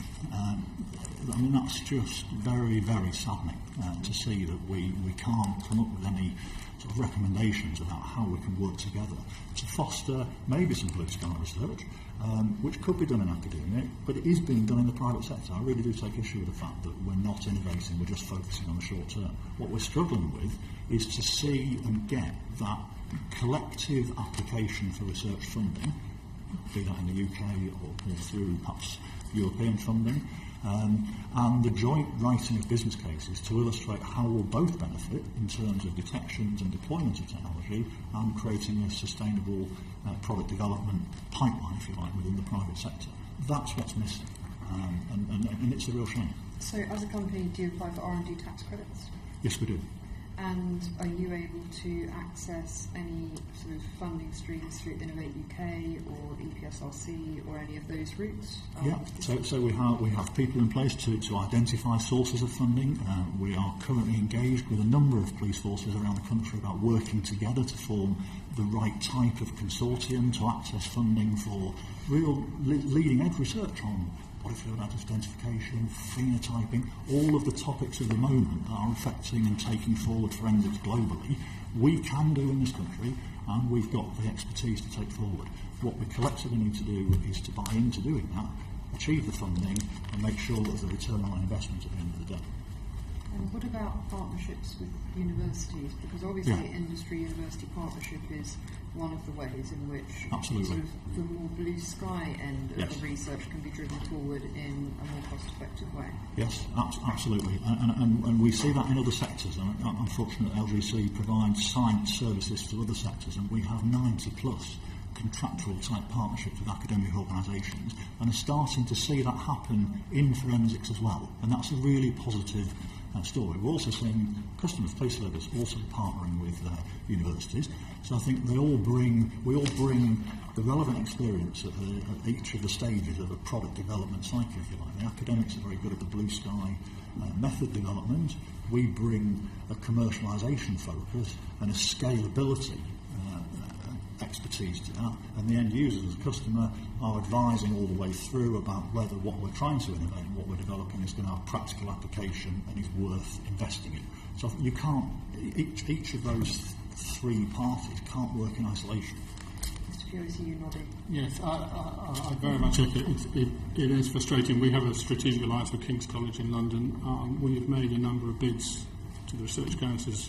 One of the areas we're particularly interested in is biosensors, which is all about finding the DNA in the first place and attributing it to a body fluid, which to us seems a very important piece of strategic capability. We've got lots of techniques once you've found the DNA to analyse it and produce the profile. So we think there's real innovation needed in that area to take forensic science forward, and we've been unsuccessful. I mean, perhaps our bids weren't very good, but it is frustrating that we're either too blue sky or we're not applied enough, and I've even engaged directly with research councils to try and find what's the best route through this. But I think funding is limited, and we just don't seem to come far enough up the list. And very much echo Mark's comment, and our partnering is about trying to put some probably more joint enterprise in doing that and putting joint bids forward, both within the UK and, as Mark says, a very large fund that's in Europe. Right. So, I mean, the picture I'm getting is that there is some innovation happening, but the sort of the partnerships between academia, policing and private sector are nascent in research and innovation, and they need time to mature. But also there's a need for clearer signposting to where the sources of funding are, so that it's easier to access them. I would say as well, we're used to launching pieces of kit, if you like, to go to a crime scene. I guess police colleagues would support this to detect something new. That slips below the radar, I guess. When it comes to launching a new method that is then reported on by an expert in court, we're very good at needing to, or for understandable reasons, we need to get that properly validated, properly accredited, pilots work through. That can be a lengthy process. So the criminal justice system element of method launch, if you like, and the burdens, if you like, in terms of the regulatory hoops that we have to go through to launch technology, whilst they're right, mean that the return on investment can be quite lengthy and quite painful to go through. Well, look, thank you very much for the evidence that you've given today. I really appreciate you taking the time. This is something which we have some concerns about, different aspects of it, so we may well come back to you with specific questions. I hope that you will respond to us and help us with our inquiry. Thank you very much. We will now move on to our final panel and continue with this afternoon's hearing.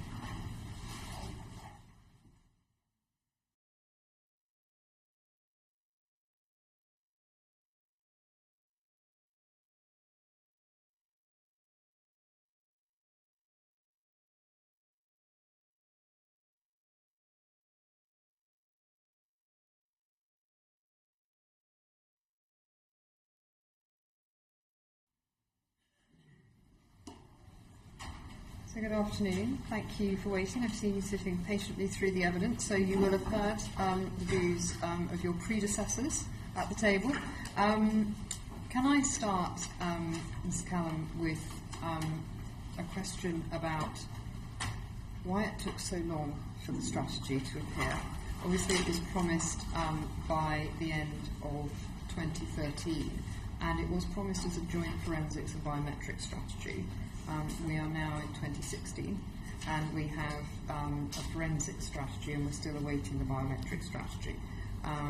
So could you explain what happened and when we can expect the biometric strategy? Yes, of course. Thank you, Chair. Well, let me start by saying we would all have liked to have published much more quickly than we actually did.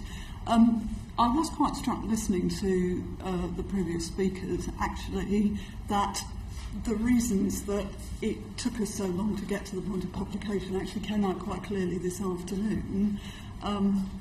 We set off very deliberately wanting to engage as many stakeholders as possible, recognising the complexity of the landscape, and frankly it took us a long time to get a clear understanding of what the issues were. As you've heard this afternoon, there are some very strong views. Not everybody agrees. We wanted to navigate through that. We wanted to make sure we'd taken account of all the different views. And it took us some time to get to a place we felt comfortable with. And as somebody said earlier this afternoon, I think it was Dr. Tully, we did indeed go around the question of whether it should be a single strategy or two strategies several times. And again, I think it's a reflection of just how difficult a topic this actually is. And in the end, we concluded that it was more practical to have two separate strategies. I think we were all very struck by the fact that the biometrics in particular is still very much an evolving field that we're learning about, understanding the implications for the future. So for manageability, we separated them out. I can't give you a date yet for publication of the biometric strategy, but we are hopeful it will be imminent. So for manageability, you separated them out, but you have promised within the strategy, it refers to establishing a joint forensic and biometric service and expanding the remit of the National DNA Database Ethics Group to cover both these issues. I mean, they're so intertwined, yes, it doesn't make any sense to have them separately. So I suppose in my mind, pulling them apart for strategies is a risky business because you need to make sure that the two strategies interrelate properly. So how are you going to do that if you're not joining them together at this point? Are you going to sort of publish the documents as volumes? How's it going to work? I suspect if we had put everything together, we might be having a sort of similar challenging conversation about this is all very complicated and there's duplication and gaps and so on. So I suspect there may be no 100% right answer. I think the other point I'd want to make also is neither strategy do we intend to be the be-all and end-all. This is about setting out a framework and a set of principles in which, as you've heard this afternoon, a lot of further work needs to be done. For me, this is about that, setting out two sets of frameworks, principles in which further work can go forward. And as you rightly say, there is quite a lot of overlap. We have a team of officials who work very closely together and with the relevant stakeholders who will make sure that we spot those duplications and make sure we've made the connections. Yes, please. Yes, it's worth saying perhaps, there are areas here where there's close linkage, and you point out the JFPS proposition. Clearly in some parts of operational delivery this work is very closely intertwined. The policy implications of the two can be quite different. And one of the reasons I think over the last 18 months that the biometric strategy has continued to evolve is with the development of the Home Office Biometrics Programme, for which I'm also the SRO, which is looking at the next generation for DNA, fingerprint and particularly facial recognition, which is throwing up a lot of quite interesting policy and ethical questions in itself, which are going to have to be covered in the strategy. So there are the forensics and biometric space is a little different, and we think it makes sense to have them separately. I mean, they're both working in teams which are both reporting to me, so we have got close oversight in making sure they are aligned. Yes. I mean, I suppose you heard from the panel before some anxiety. Obviously, individuals have been involved as stakeholders in preparation for the strategy, and I think that there was some feeling that had been done well. But now there was a sense we don't know what's going to happen next, and no one in the private sector likes uncertainty like that. Framework's coming to an end in July. Nobody knows what that's going to look like, and there's quite a few people who sat in front of me and said they haven't been consulted yet.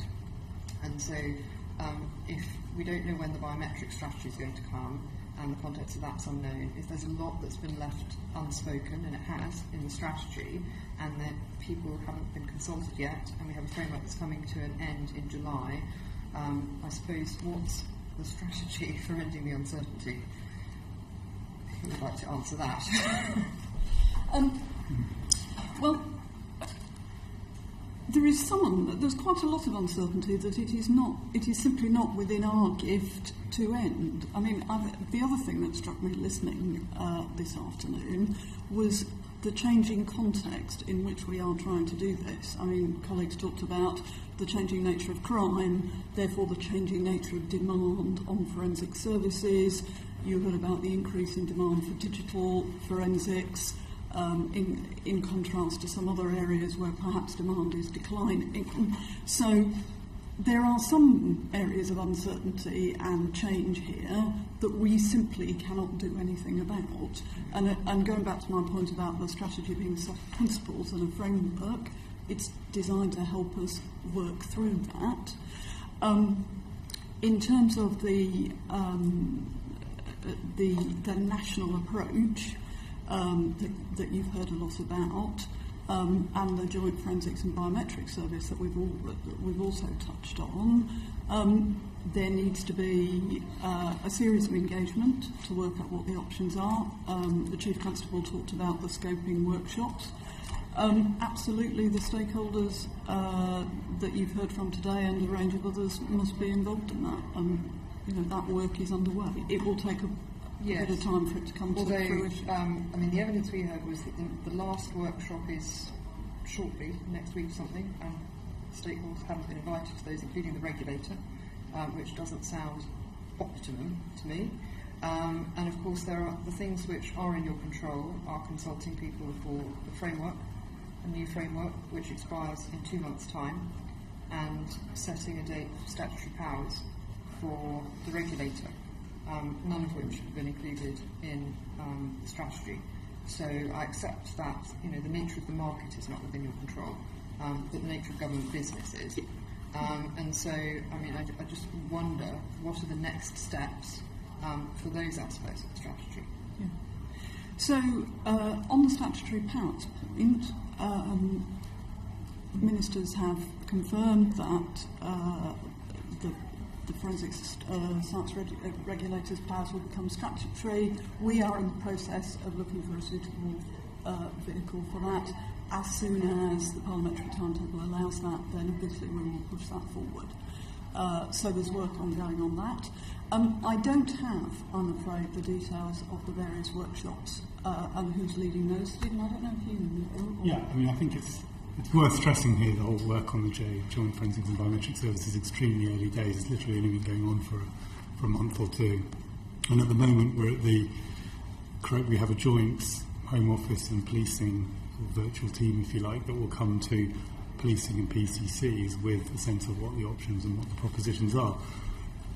What this is looking at is largely the reconfiguration of work that's currently going on with enforcers. So I think it's understandable you'd expect the first people working on that will be people with enforcers, but there's absolutely a lot of implications there for other stakeholders that will be picking up as this process continues. And I think we agree with the point the regulator made in her submission that one of the potential advantages of a greater consolidation is more easy burden of accreditation as you consolidate things together. So these people all these other stakeholders will certainly be consulted, but I think at the moment we're really scoping out what is what's happening at the moment and where forces and individual forces and groups are coming from. Because this is ultimately their choice. How do they want to provide these services in future? Right. Jim Dale. Sorry, can I also just make one very quick point about the framework? Obviously, you're quite right, the framework is coming to an end in a couple of months. The way it works is that any procurement up to that point when the framework expires is valid and will potentially continue for some time to come. So there's been quite a lot of procurement activity. It doesn't mean that people's contracts for forensic services are suddenly going to drop off in a couple of months' time. Yes, but obviously that will stall private sector investment, and a lack of clear direction from the government will stall private sector investment in an area where we don't want to see that at all, because it does underpin a large sector of our criminal justice system. Jim Dowd. Thank you, Chair. You mentioned this already this time about the extension of statutory powers to the forensic science regulator. Of course, the public consultation on that finished in January 2014. It took the department 18 months to publish the responses to the consultation. What was missing completely was any indication of what the government's position was. Why did it take 18 months? Was it because there were discussions going on which couldn't be agreed upon, or there was just no clear idea of what the government needed to do? And you mentioned the parliamentary timetable. 5 weeks tomorrow is the state opening and the Queen's speech. Can we expect to see something in the Queen's speech referring to the statutory powers of the forensic regulator, and if so, what that might be? Well, clearly it's for ministers to decide the appropriate vehicle for this and when they want to do it. So I'm not really in a position to comment any further than that. It did take us some time to go through the consultation process and reach a conclusion that in relation to the statutory powers, in part that was about the arrival of a new forensic science regulator and wanting to test with her whether she thought that what was proposed was correct. That was part of the reason, but I agree with you, it has taken a long time. You've no idea, obviously I don't expect you to say what's in the Queen's speech. The government doesn't know itself yet in toto. But it's been 2.5 years now since the consultation was concluded and commenced. You must have some idea of the drift of what powers may be in the offing, whether or not it's in this year's parliamentary programme or not. I'm sorry, are you asking me about the nature of it? I mean, we are proposing to make the regulator's powers statutory. The problem is we are looking for the vehicle in which to do it. I'm sorry, I may have misunderstood your... Okay, no, that'll do. But the regulator has set, 2017 for digital forensics accreditation and 2018 for fingerprinting. When that happens, what do you expect the result to be in terms of how much work moves from the police to the private sector, or the other way around? It's a very difficult question, mate. Really hard to forecast. I mean, as you heard, some suggestions that accreditation does increase the costs in house, but equally a lot of forces have done accreditation already very successfully and continue to do some of that work in house. It's really hard to forecast, to be honest. Do you have any feeling what it might be, or is it just a great void? I wouldn't expect that in itself to be a major driver of balance between what they do in-house and externally, but probably some of the previous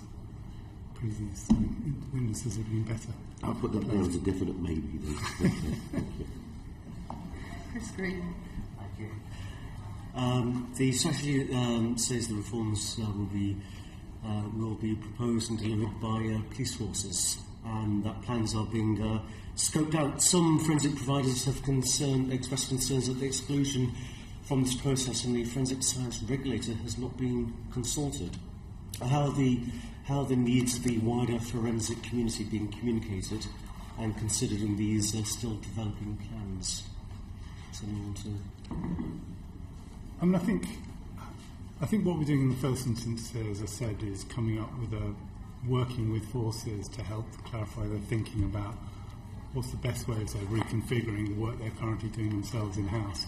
The sorts of things we're looking at are functions that have really always been in-house in policing. So we're looking at things like fingerprint bureaus, some of the in-house forensics work and the scene of crime, and then potentially the digital, again, crime scene, digital recovery from the crime scene. So this is stuff that sits really within policing at the moment, and that's really the thrust of what we're scoping at the moment. It will have implications for the work that's then ultimately outsourced, and we want to consult the regulator and the suppliers as that sort of consolidates. Thank you. The strategy refers to adopting a national approach to forensic science delivery, and Mr. Webb, you're involved with the winding down of the forensic science service. So to what extent does the proposed national approach represent a return to the forensic science service that was closed in March 2012? Well, if you look at the areas I've just described, it's a completely different area than what that was covered previously by the Forensic Science Service. This is really about the parts that of the forensics process have always been within policing. The FSS was originally almost a monopoly supplier and a commercial, gradually became one external supplier among many. That has been closed down and has been replaced by a series of other private sector companies, one of which we've heard from today, and that I wouldn't see that changing. It seems to be it appears from the outside to be a very rapid return to what we have. Well, I don't think it's working in a completely different part of the landscape. It's been working in a part that's always been sitting within policing. It's really more analogous to the work that's going on in a lot of policing to collaborate on some of the high-end capabilities and recognition of the challenges of austerity. So you've got areas where particular sorts of major crime units have been pulled together, specialist capabilities have been brought together. This is really the work with the proposition we're doing on JFBS is really much more analogous to that. Is it practical to take a national approach to forensic provision whilst maintaining regional police forces? That's one of the sorts of questions we'll want to ask them. And it's whatever happens, it's going to be something that police forces and PCCs choose to go. And some may join this, some may not. It's unlikely to be something that we'd be wanting to mandate. So is it possible that this is a precursor to debate, a renewed debate on the rationalisation of police forces in England and Wales? I don't think there's any necessary, but if this is a particular function, it might make sense to do it in a more collaborative way. So there's been, if you look at fingerprint bureaus over the last 10 years, it's gone down from 40 odd to about in the low 20s now.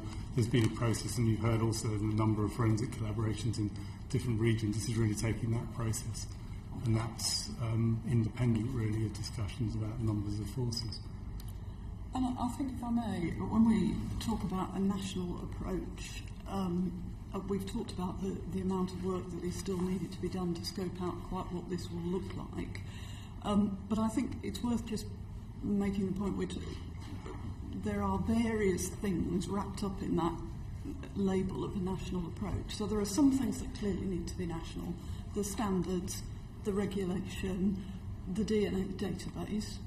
There are other things which don't need to be identically done everywhere in the country. So, as you've heard this afternoon, forces taking a different approach to their procurement provision, some working in collaboration, forces collaborating, but also forces collaborating with commercial partners.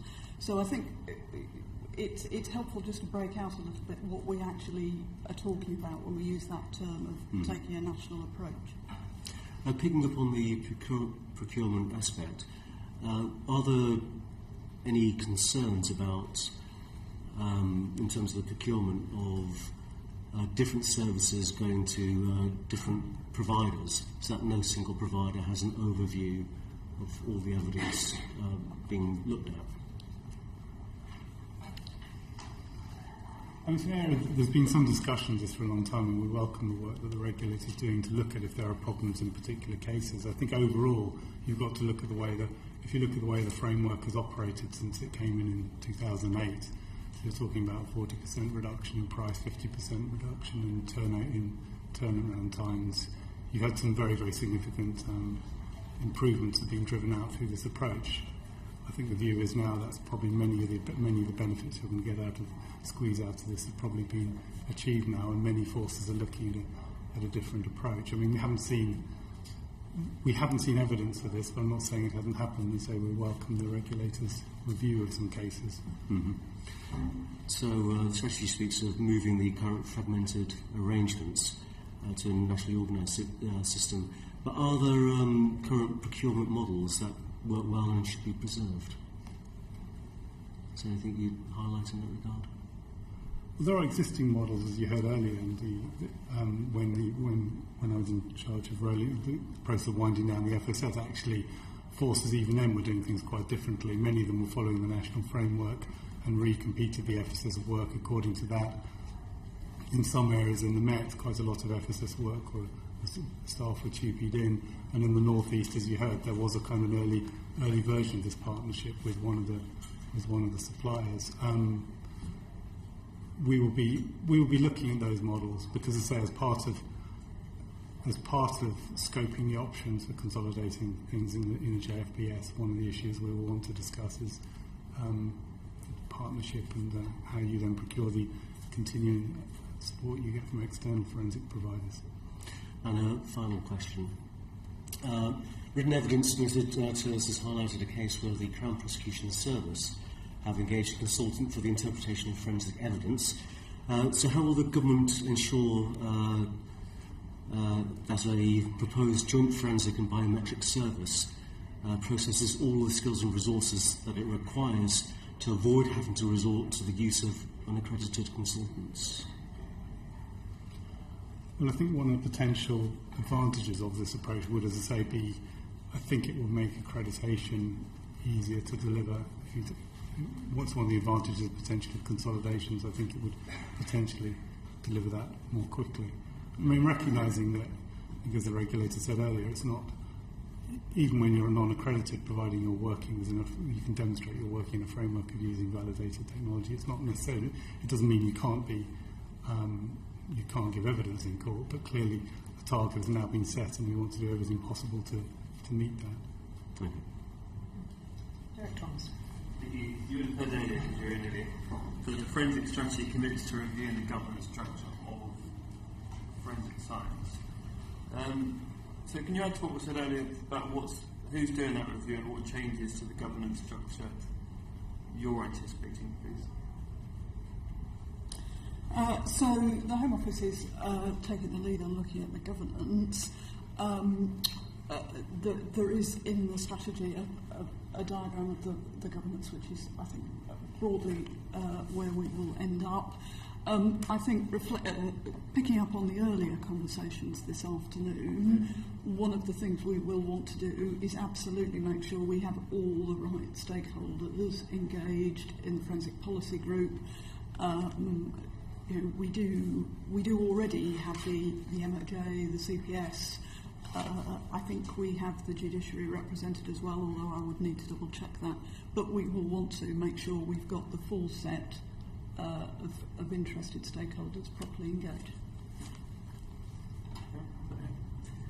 So you've answered my second question, thank you for that. Despite being responsible for the implementation of the forensic strategy, the Forensic Policy Group has not met since October of last year. Can you answer why that is, and what is the government's vision for the FPG's role under the strategy? When will it start to publish its minutes? Yeah. So the reason it hasn't met for some time is in doing this strategy work, there have been lots of workshops, smaller group meetings and so on, and we have collectively been focused on taking that work forward. The Forensic Policy Group is subject to looking again at the attendance list, as I've just said, due to meet again, I think, in the summer, and we will then publish the minutes of that those meetings. Obviously, when we heard from the previous panellists, there was some disquiet about the direction of innovation and research. And while the strategy does propose a national approach to support innovation, there was a comment made by a colleague from LCG who said that this is the only section of the strategy which doesn't have specific action points, which obviously gives rise to some concern. Others have expressed concerns that the proposals and the statements are too short-term, are too police-focused. There's not enough focus on blue sky thinking. What was your response to that, Ms. Callum? Yes, I was very struck by the various contributions around R&D, and I'm also conscious that everybody else who's spoken about it is far more expert than I am. But it struck me again that there are at least 3 strands of activity we're talking about here. One is what I think Dr. Tully described as the underpinning basic science, which could, it seems to me, come from a wide range of different places, not just the sort of quite narrow focus that we've taken on criminal justice forensics. Then there's the innovation around the techniques around the forensic science used in the criminal justice system. And then there are the sort of more operational innovations around, for example, doing things more quickly, triage arrangements, being able to do basic forensic science collection at the front line, as Mr. Pugh talked about. And what I'm struck by is there is funding available for all those 3 areas. There are ways into it. What seems to be quite challenging is getting the sort of coordination and the focus. And I think that's something that the Home Office can facilitate and encourage. I think it's for the experts to work out what the requirement is and where that research should be coming from. I don't know if that's helpful. Yes, I mean, it appears to me that this, for some reason, doesn't seem to be happening. You've identified gaps in the research. Those gaps must be developing for a reason. Either the funding's not there, the routes to funding aren't clear, or the correct sort of collaborations between industry, police, academia aren't in place, and the system isn't working quite right. So I'm trying to understand where is this issue and what needs to be done to fix it. Stephen may wish to comment, but I think this is one of the areas where genuinely it is quite difficult to get at precisely what is the problem, where should we be focusing collectively the research effort, any funding, because in all of those areas there are things going on. There is money for research. On the operational deployment side, which is perhaps the bit I'm most familiar with, we have funded a series of innovation fund bits in policing for that kind of work. CAST, the Centre for Applied Science and Technology, are doing lots of work on the second of my strands, the sort of forensic techniques. So it's not true that nothing is happening, and I'm certainly not clear where the experts precisely think the gap is. I don't know, Stephen, if you... And I think the blue sky stuff, we've probably got less of an overview in the Home Office about what the key requirements are.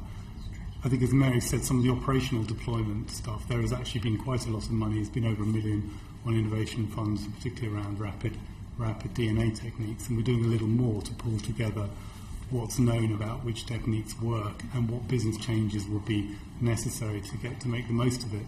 If you look at the way that the rapid crime scene work is coming on, and also the programs that I lead, like the Home Office Biometrics, and also the Emergency Services Mobile Communications Program that will give all the officers critical 4G-enabled capabilities.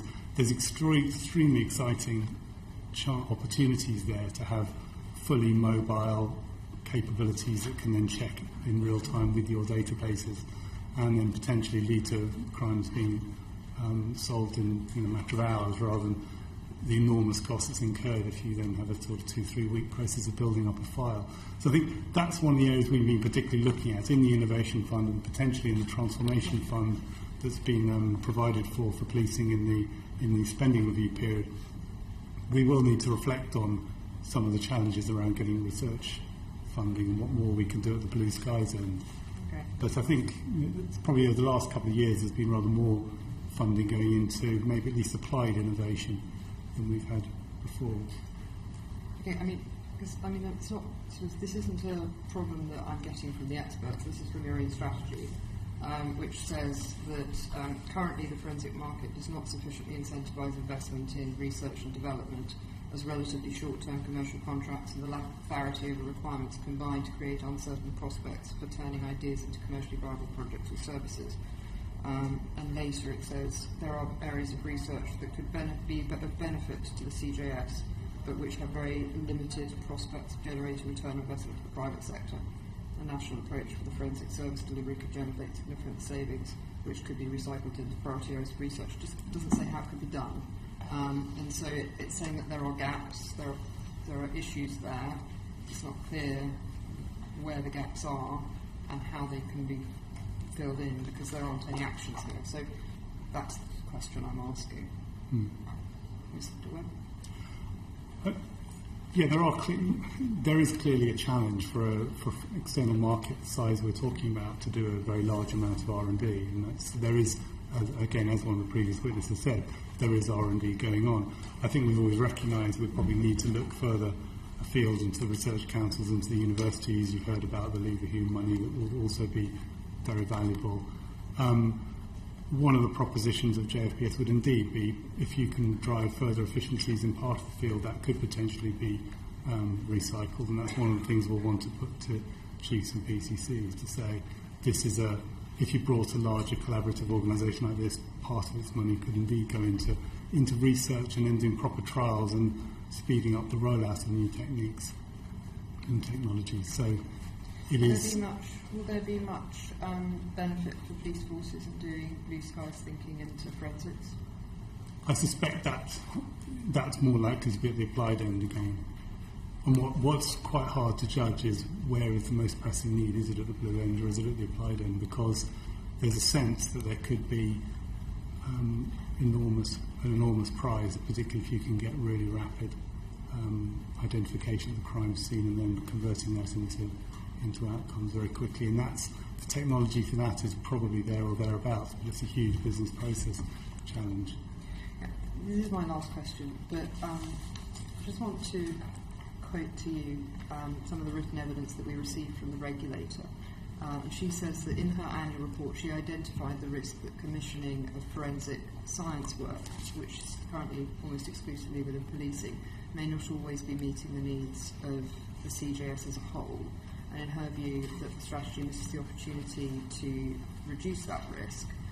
And she thinks that a more collaborative approach, we've talked about collaboration partnerships, to developing of delivery models informed by policing, scientific and legal expertise, would enable these issues to be considered as a core part of the development of delivery models.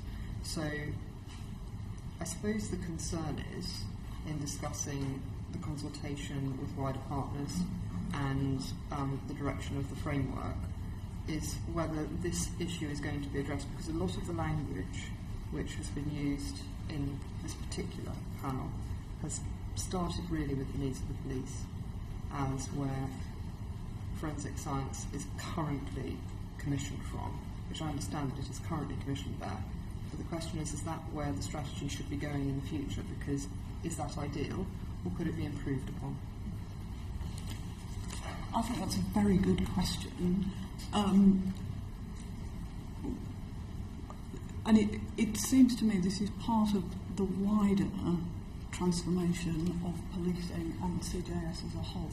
So, setting aside forensics for a moment, my team work very closely with MOJ colleagues and the CPS about, and with police colleagues on that transformation piece, somebody earlier talked about digitising case management.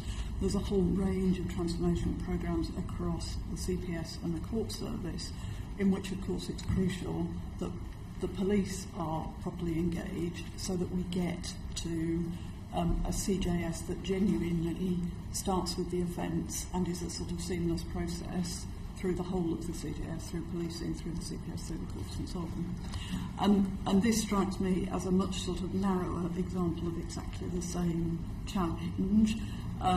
We do talk to our colleagues in the MOJ and the CPS with the police about these issues, and I think it's absolutely right that forensics should be a core part of that broader transformation discussion.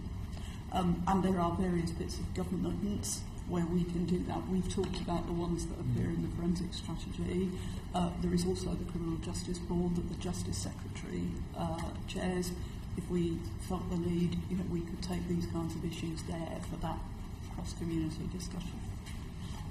All right. It's not obvious to me where the interests of policing or administrative justice or of the CJS wouldn't be aligned, because fundamentally the interests are the same, to sort of bring cases to court where appropriate and get a safe and just outcome. And certainly if you look at some of the key drivers of the last few years, things like streamlined forensic reporting, was something that very much was a partnership between policing and the CPS. That's what they wanted, and that's what they thought was most appropriate. So we're not picking up a sense that colleagues elsewhere in the criminal justice system feel they're not being consulted. Well, it's the evidence we've had today and the written submissions. The question is, and certainly in terms of the less high-performing police services, perhaps, where you have the fragmentation of cases, and that causes a knock-on effect at the point of prosecution. So, you have to ask whether there are ways in which that can be addressed in a more effective way through a strategy, or whether there are other ways that needs to be addressed. But I think perhaps these are questions for implementation. I hope that we've explored some of them now, and I hope that you could perhaps write to me on the specific point of the innovation landscape. I think we are quite concerned about that, and exactly what is available now, and what the next steps you think you will be planning in order to foster what I think is quite a nascent landscape. That'd be all right? That'd be very good. Thank you very much. Order. That brings this session to a close.